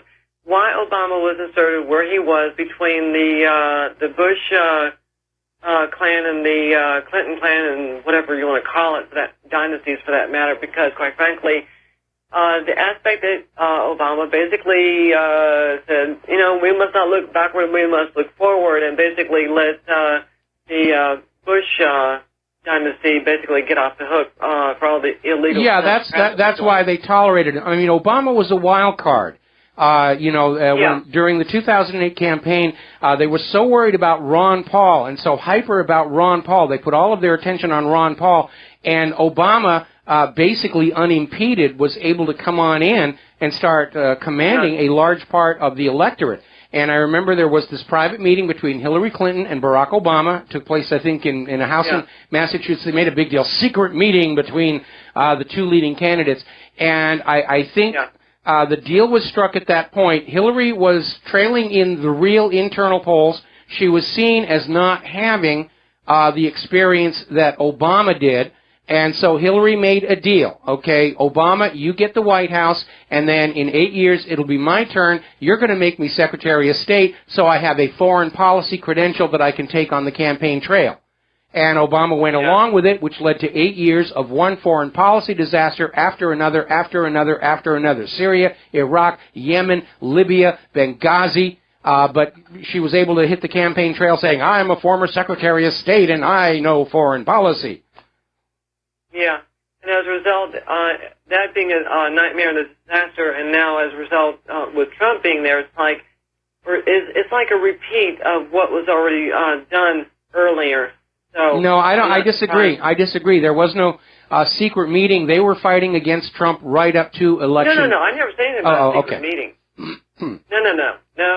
I wouldn't even put that past him for that matter. So let alone her. It's just the aspect that. It seems to be a repeat, minus the secret meeting, of whatever's being done legally or illegally or whatever, and how the upcoming party is handling it ad nauseum and so forth and so on. Now, that aside from that part, as far as the Dakota pipeline nightmare is concerned... Well, before we go into that, I want to respond to what you said. What Trump's presidency signifies is, at least for the time being, the end of the narcocracy, because their original plan, going all the way back to Arkansas in the mid-1980s, was the Oval Office would be their hereditary right, passing off from a Clinton to a Bush to Clinton, and they're already grooming Chelsea Clinton for a run for the House of Representatives to get her on the path to the White House.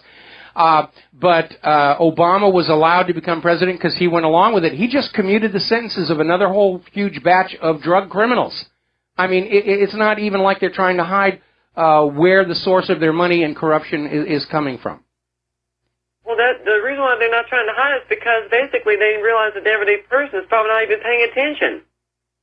Well, I think. So why not just let it be out there in the broad daylight? I think they misjudged that, which is why Hillary lost the election. And there's that too. Yeah, there's that too.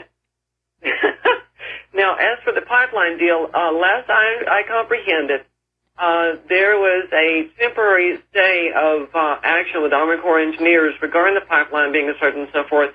And I can appreciate why they're going through a whole nightmare fiasco over it, because being that it's going into or across a lake, which is where they basically get their water source from. That's exactly right. I know myself, I would be absolutely outraged if, well, for one thing, whoever the politicians are that are in the pocket of the corporations that are doing this nightmare, the question is, who is not questioning them? But I would be having a canary if someone did that to a lake nearby where I live at.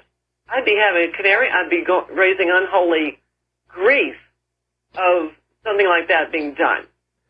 I mean, it's like, you want this pipeline? Stick it up your own tail, not mine. Well, see, here's the problem. The water safety is a critical issue. The oil industry has a very long history of terrible accidents. We know from the Deepwater Horizon disaster that the government agency that's supposed to keep the oil companies behaving, the Minerals Management Service, is totally on board with them. They think their job is to help them. And we found out that the manual blowout preventer on the Deepwater Horizon drilling rig was 4 years overdue for its mandated maintenance. and the Minerals Management Service did nothing about it. So we already have a situation where we know the government agency that's supposed to keep an eye on safety isn't doing the job. And so, with the revelation that there have been 291 oil accidents in North Dakota in less than 2 years that were withheld from the public, you can understand why these people are very, very concerned.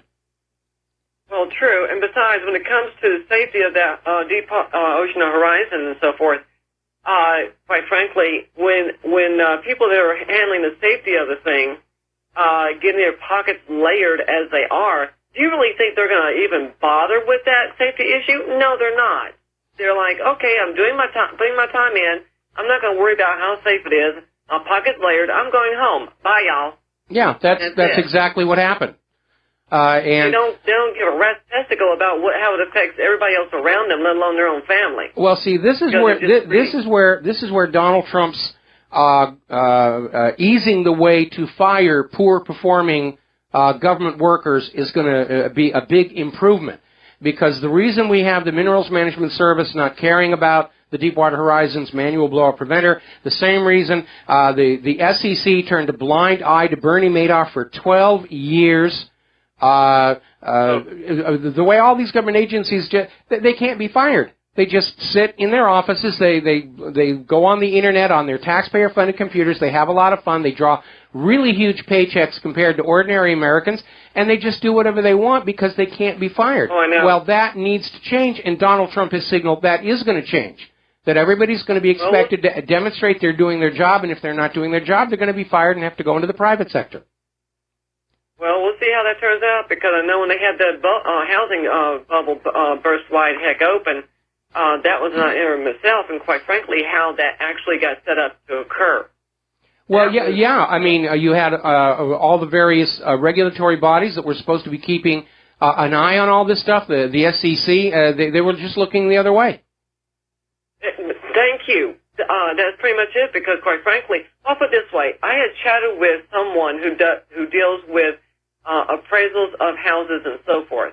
And in order to find out when the scheduling is supposed to be done to do an appraisal of a house for you, you cannot be told when the appraisal is supposed to be done, because, one, when they came out of college to know how to deal with an appraisal scenario legally, it was made a total fiasco, because people that had nothing to lose money-wise basically had houses that had never been set foot into, appraised for a certain amount of money by an appraiser who never set foot into it, and end up creating the bubble that burst like it did, and which caused a whole fiasco, which hurt everybody else beneath them, which they consider... It's not just that. I mean, going back to the original Whitewater scandal in Arkansas, where and the SNL collapse, that was all being facilitated by having appraisers who would over-appraise very poor properties in order to pledge as collateral. And it's a lot of skullduggery going on out there. But we live in a society in which crime pays, and the big criminals remain unpunished, and we've lost our moral compass along the way. Yeah. Well, what you're talking about is a whole design of dominoes that to go off in a specific order, and believe me, it's been collapsing. Yeah, it is starting to fall apart. Anyway, listen, Francis, I'm going to let you go because have a great one. Thanks an awful lot. We're going to switch over to Mike in Tennessee. Aloha, Mike. Welcome to the show. What's on your mind? Greetings, Michael. I just want to reemphasize for those listening that may not know this, the white people in the communities not far from these people up in North Dakota went to court to block the pipeline from going through their community, and they won, citing the concerns about the contamination of their water supply. Now, if all is fair, then these people having the same concern should validate the need to redirect. And I, for one, believe that this is Canadian oil that's going to be exported. Run that puppy across the continent of Canada, or, the country of Canada, and ship it out of Nova Scotia. Well, you're absolutely right about the hypocrisy of the court cases, and it's even worse because some of these water protectors, protesters, have gone into that white town to try and leaflet and demonstrate about their concerns, and the residents of that town are screaming at them, go back where you came from, which is kind of ironic when you realize that those are the original owners of that land. But the phenomenon is called the NIMBYs, not in my backyard. And it's an area where there's a lot of political fighting going on. And ultimately, unfortunately, all of these things, whether it's an oil pipeline or a trash incinerator or a nuclear reactor, they get stuck in the areas where citizens have the least amount of ability to influence politics. And that's what happened here. And again, these Dakota Indians got screwed. That land was supposed to be theirs by treaty with the U.S. government, and then the U.S. government comes on in, says eminent domain, we're going to take it, we have to protect the desert tortoise or something, then they turn around and they lease it to the oil pipeline company. And here's the issue. Here's the issue. If the Dakota Access Pipeline Company was building an absolutely safe and unleakable pipeline system, and if they would simply dipsy-doodle around the burial grounds, this would not be an issue. But what we have here is an arrogance of corporations who are out there saying, we're going to just run this pipeline where we want to go. It's not going to leak too bad because we make more money with a cheap pipeline that leaks a little than building a pipeline that doesn't leak at all. And that is really the crux of the issue.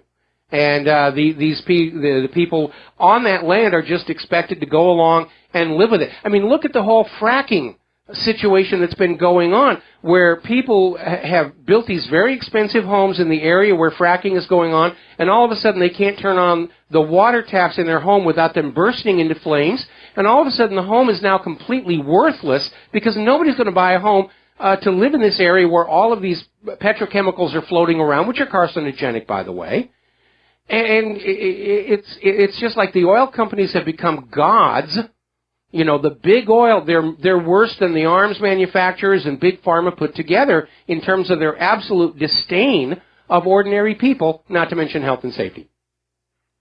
Well, Mike, given the fact that this local military police force has taken federal funding, obviously by the MREPs and the sound cannons, the other things that they have at their disposal, Trump, all he has to do, just like when Ford heard that he was going to create a tariff and the jobs needed to come back to this country, and so they stopped the removal of the jobs from Lexington, Kentucky down to Mexico.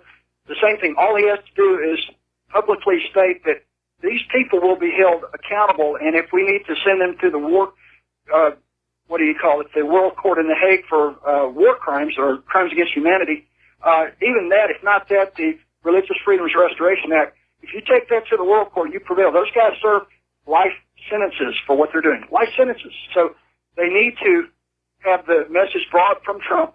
This would give him credibility in the areas of protecting we the people from a tyrannical corporate government. And if he did that overnight, he would force these military types away from the area. The natives would be able to have their drinking water preserved, and the pipeline, send the damn thing across the country of Canada.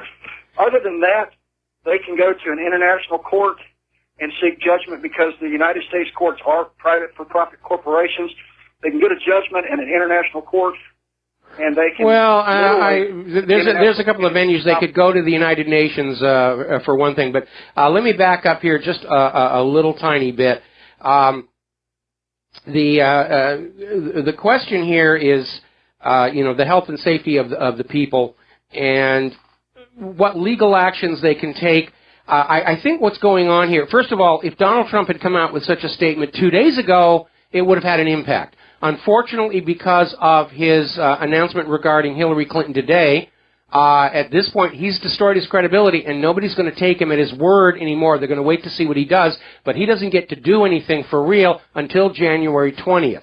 And I think we're going to see a lot of various agendas try and ram through what they're doing to completion before Trump can take office. We're certainly seeing that with the wide open borders and immigration. We're certainly seeing that with the war hawks trying to provoke a war with Russia.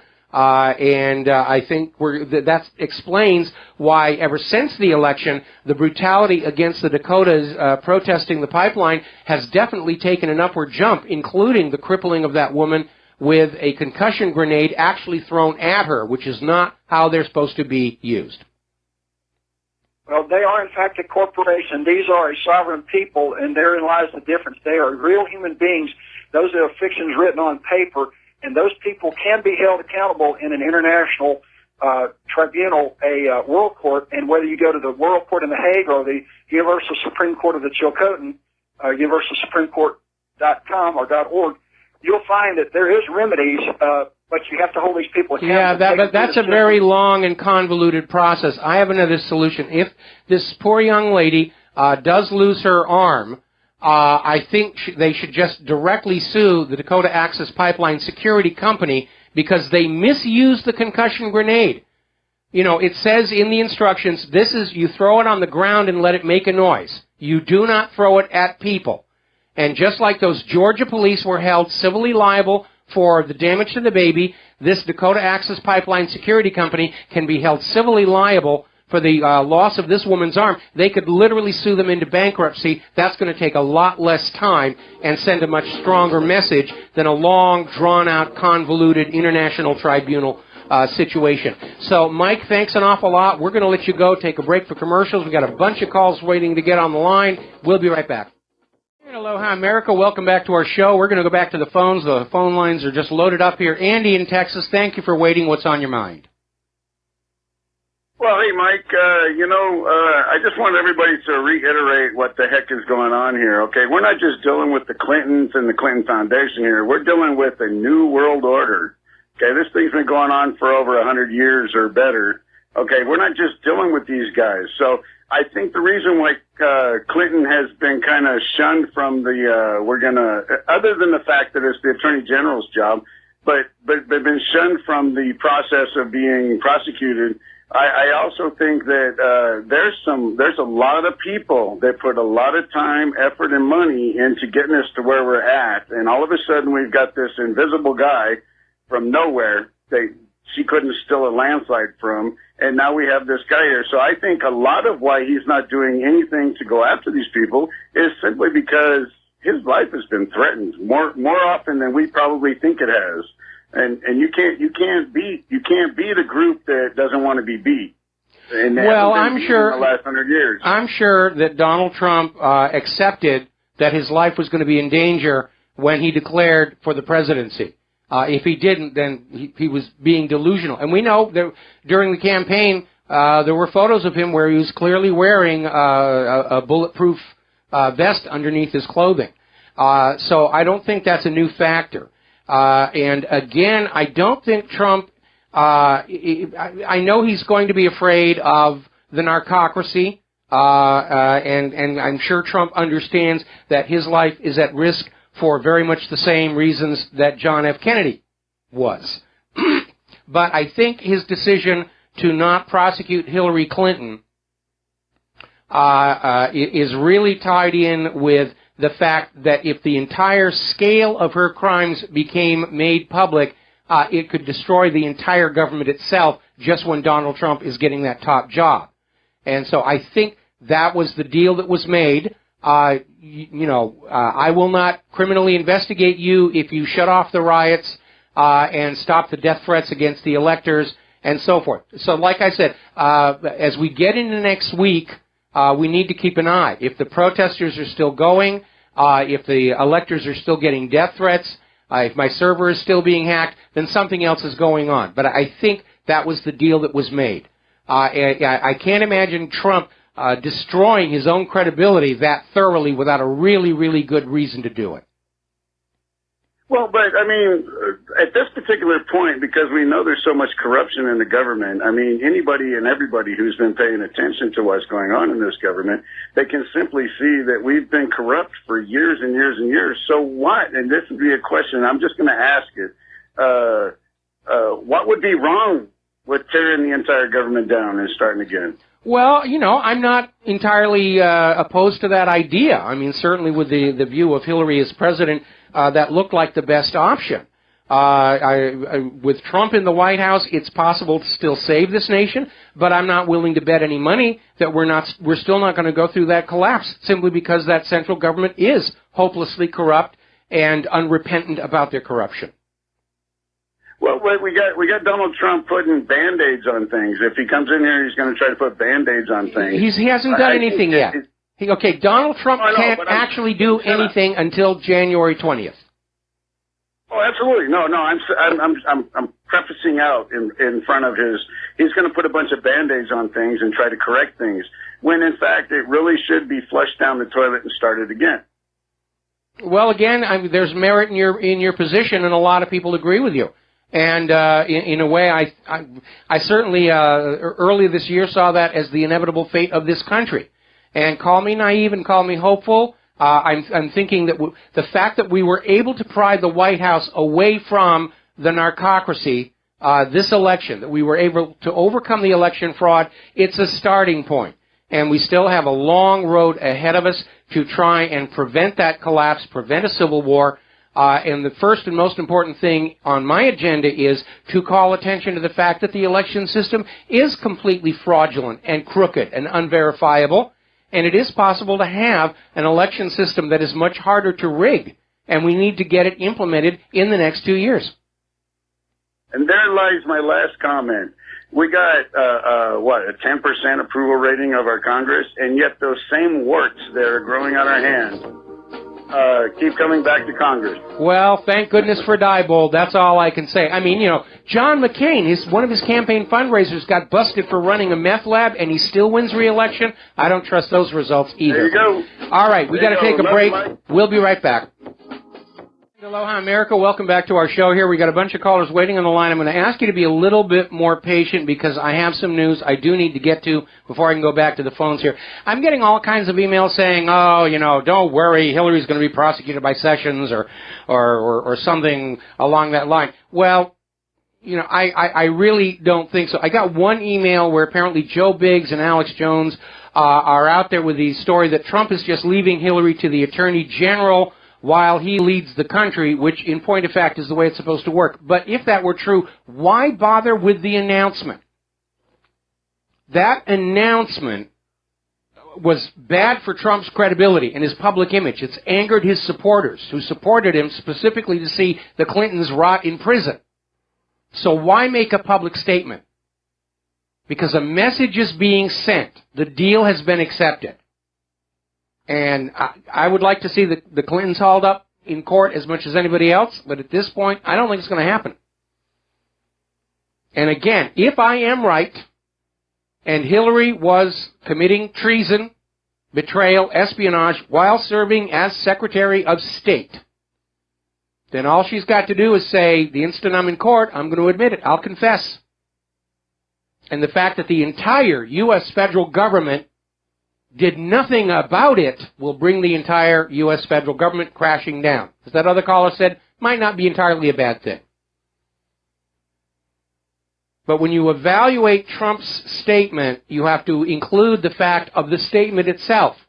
Why make a public statement? Because this idea that Trump is just going to leave Hillary to the Attorney General and she's going to be prosecuted anyway, okay, maybe.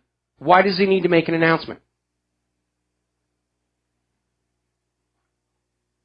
So, hey, I was right about Pizzagate, right? All right, before we get back to the phone calls, I have to do the obligatory nod to ClimateGate and human-caused global warming. It's been snowing for 38 hours straight in Syracuse, New York. They got about 20 inches there already. The storm system brings early snow to areas north and west of New York City. Near record November storm buries Rochester.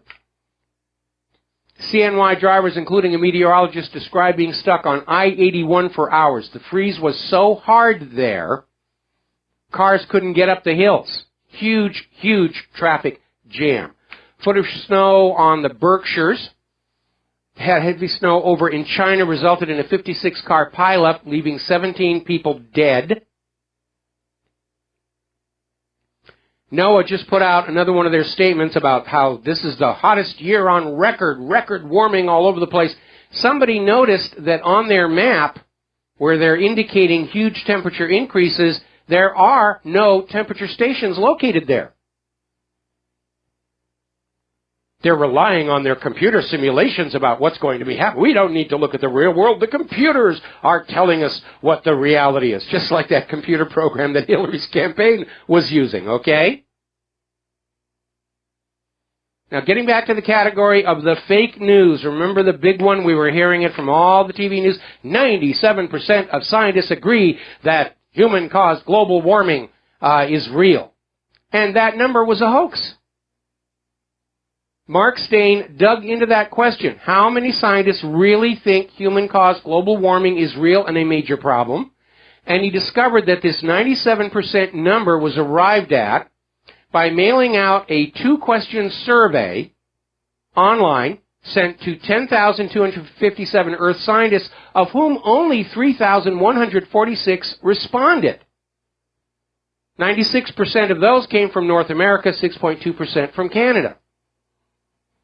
And basically, despite the narrow sample, because you can't say if you invite 10,000 scientists to participate and only 3,000 show up, you can't say 97%. So the researchers simply cherry-picked 79% or 79 of the sample questionnaires and declared them the experts they relied on to come up with that number. It was completely made up, and the corporate media reported it as real. All right, let's see. We're going to grab some phone calls here. The Analog Anarchist in Maine. Aloha. Welcome to the show. What's on your mind? Aloha, Mike. Are you there? I'm here. Thank you for bringing up the Dakota Access again. I didn't want to tie up a whole lot of stuff with it, but there is one minor correction. It is not the government that is doing the eminent domain. It's the private pipeline companies, and they're doing this through a minor provision of the Natural Gas Act of 1938. Well, if it's involving the Natural Gas Act of 1938, that's the U.S. government.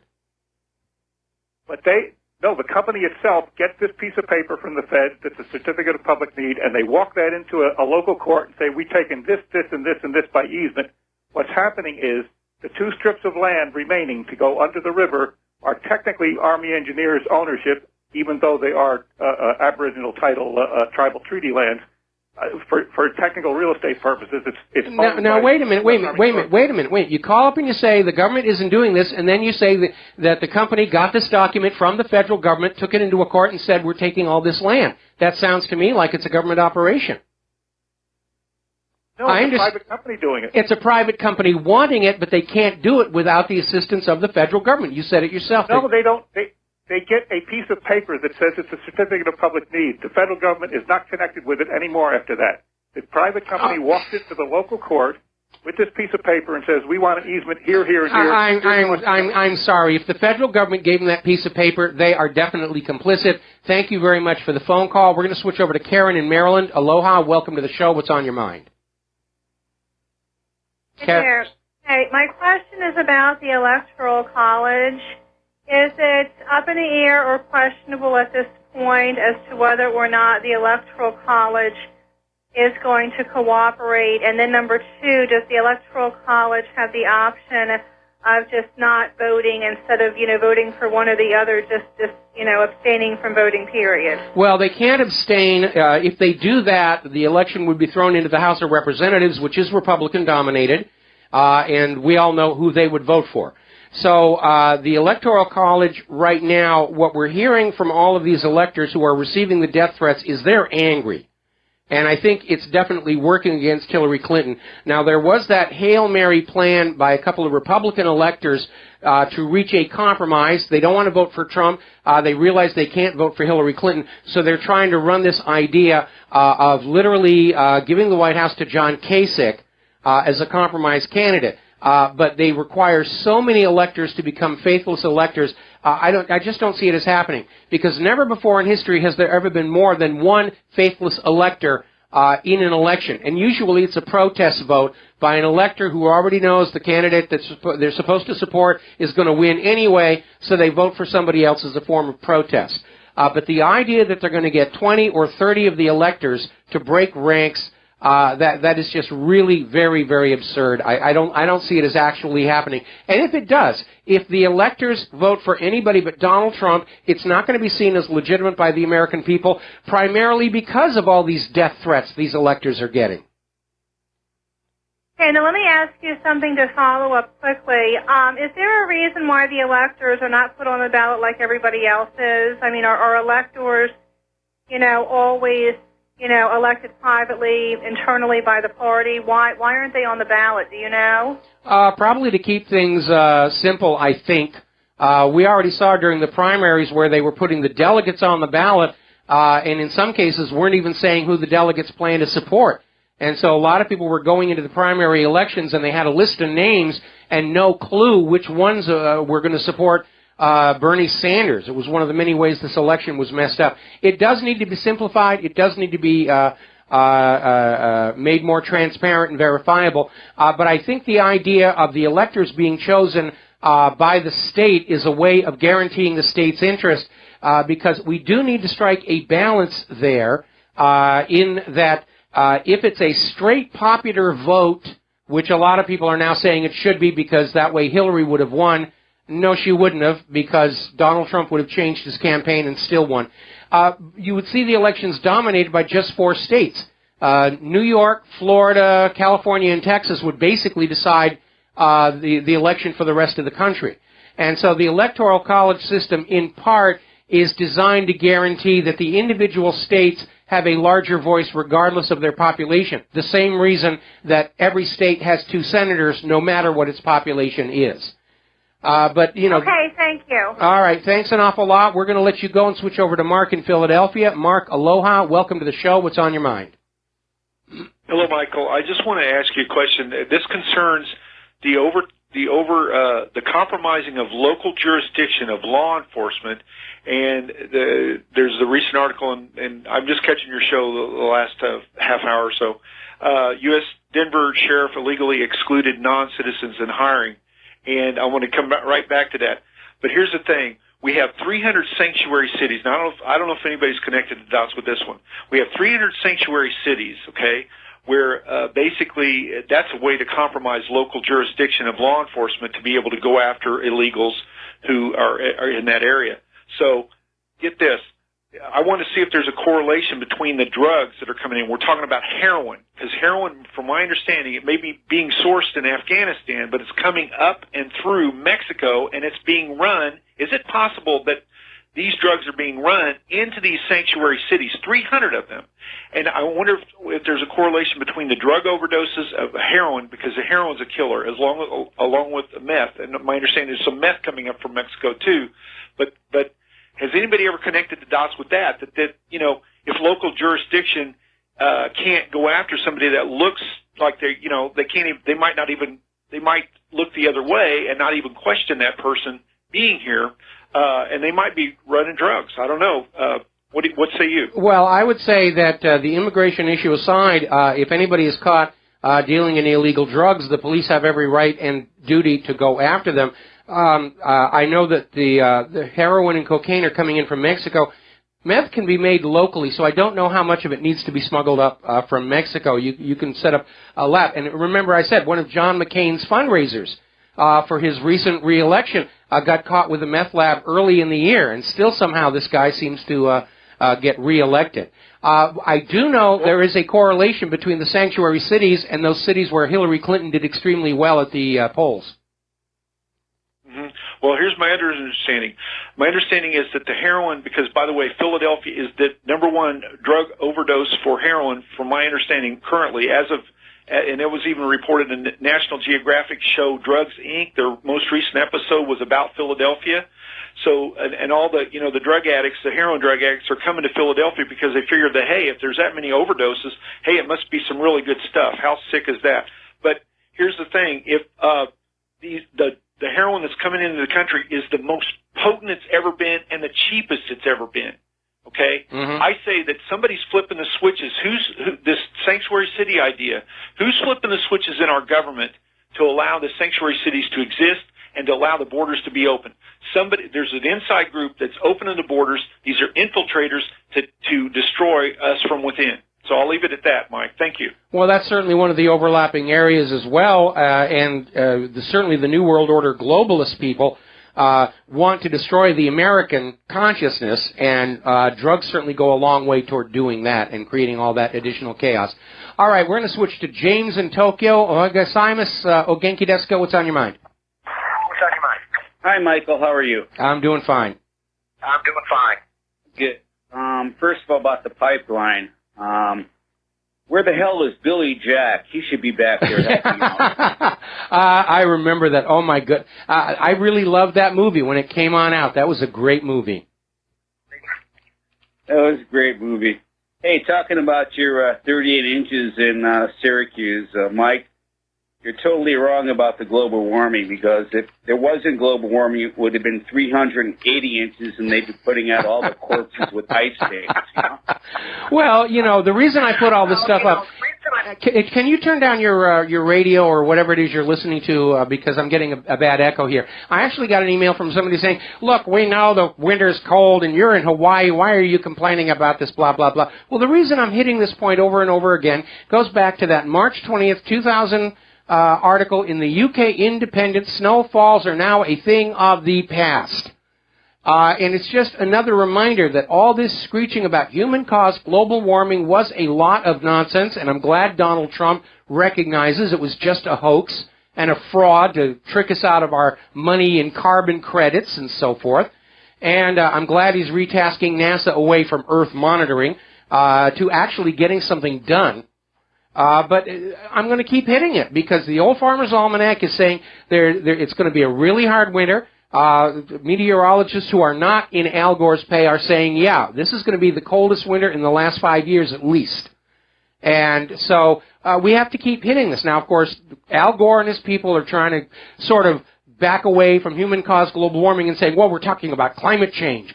Oh, yeah, nobody questions that the climate changes. It always has, and it always will. It was changing before humans evolved. It'll go on changing after humans are gone. It's ridiculous to say that you can stop climate change until you can put a thermostat on the sun and literally shift the Earth in its orbit. That's the only way you're going to be able to have any significant control over the climate. Michael, calm down. That's the number one threat to mankind, okay? Now, about the earthquake. Oh, boy, was that big. The earthquake. That was pretty heavy. That was pretty heavy here in Tokyo yesterday. The building was swaying, but it was only like a 3. They said it was a 3, but it felt like a 4 or 5. And my beach house, my other house, yeah, that was fine. But anyway, yeah, that was very, very significant. Well, the problem with Japan, the problem with Japan is that they've got a very strict building code for the buildings to deal with earthquakes, but unfortunately much of Japan's cities are built over these landfills of garbage that have been laid down since the end of World War II, so they don't really have good foundations. There's a big problem with liquefaction. I saw some videotapes coming out of Japan just today where you're literally having water gushing up, but through the sidewalks and everything. So they were very wise in terms of their quake standards for the buildings, but they built them on a very, very poor foundation. And so it is going to be nasty. The part that worries me, of course, is we may see even larger quakes in that area. And again, the cooling system for reactor number 3 was knocked off service for about an hour and a half. And if there is a bigger quake and another tsunami into the wreckage of that reactor site, and it floods those pits in the ground, they could actually start more natural fission. It's an ugly situation. Anyway, James, sayonara, and we're going to be back with the last segment of our program after these few words. And aloha, America. Welcome back to our show here. And first of all, I want to do a little kudos to Mike in our control room, who's dealing with much adversity, and I don't need to go into the details, but he's being a hero today. We're going to take our last phone call of the day, Sherry in Texas. Aloha, Sherry. Welcome to the show. What's on your mind? Hi, Mike. Thank you. There's this lawsuit against the woman I think is the most expedient way to stop what I think, and I fear, could be a future potential turning our the breadbasket of America into a dead zone. And it's not just because of the fracking and human error and the brutal winters that I think are coming, but this natural disaster, you know, the New Madrid Fault is not going to go away. The whole area, Nebraska's next to Iowa, Kansas is just to the west of Missouri, where the whole thing is going to center, and the whole area is under the surface. You have these stacked plates that are described as like stacked pancakes, and the destruction is going to be so widespread if that thing goes. Well, I mean, the same thing can be said for the Yellowstone supervolcano, but nobody knows when it's going to happen. Certainly, I think if there were fracking along the New Madrid Fault, there would be an area of concern, but so far, at least, they are prudently staying away from that part of the country. Well, if this is going down the middle of the country, right, or not? The pipeline is actually over in North Dakota, and the New Madrid Fault is considerably further to the east of that. In fact, it's on the other side of the Mississippi River. Yeah, but that's close considering the widespread damage. It's going to go at least halfway into Kansas. There was a special on PBS. And how they're preparing for it, and that it's going to be felt all the way to the Rocky Mountains on one side and the Appalachians to the other, because of the area under the soil is so unstable and can cause such widespread. Those vibrations can go nowhere but east and west until they hit a mountain. So I think that's not how seismic waves operate, I'm afraid. And anyway, listen, Sherry, I understand your concerns, but again, it's just like the Yellowstone supervolcano. Could happen. When's it going to happen? Nobody really knows. Might not happen in our lifetime. We have more pressing things. Anyway, thank you for the phone call. We're going to go ahead and close the phone lines because I'm coming up here to the end of the show, and I got to take off and do Jim Goddard up in Vancouver here. Now, if you are like me, you probably, when you abrade your skin, you want to get some aloe vera. And if you're not lucky enough to have an actual aloe vera plant, you will go down to your Walmart or CVS, Target, and you will get their aloe vera gel in a bottle. Unfortunately, according to a story that came out of Oraz.com, samples of store-brand aloe gel purchased from Walmart, Target, and CVS were tested in a lab and were found to not actually contain aloe vera. And we have come to understand there's a lot of fakery and fraud at the retail level. A lot of what you buy that's got the name honey on it isn't real bee-produced honey, so forth and so on. So you got to be a little bit careful. And it's not that hard to grow an aloe plant.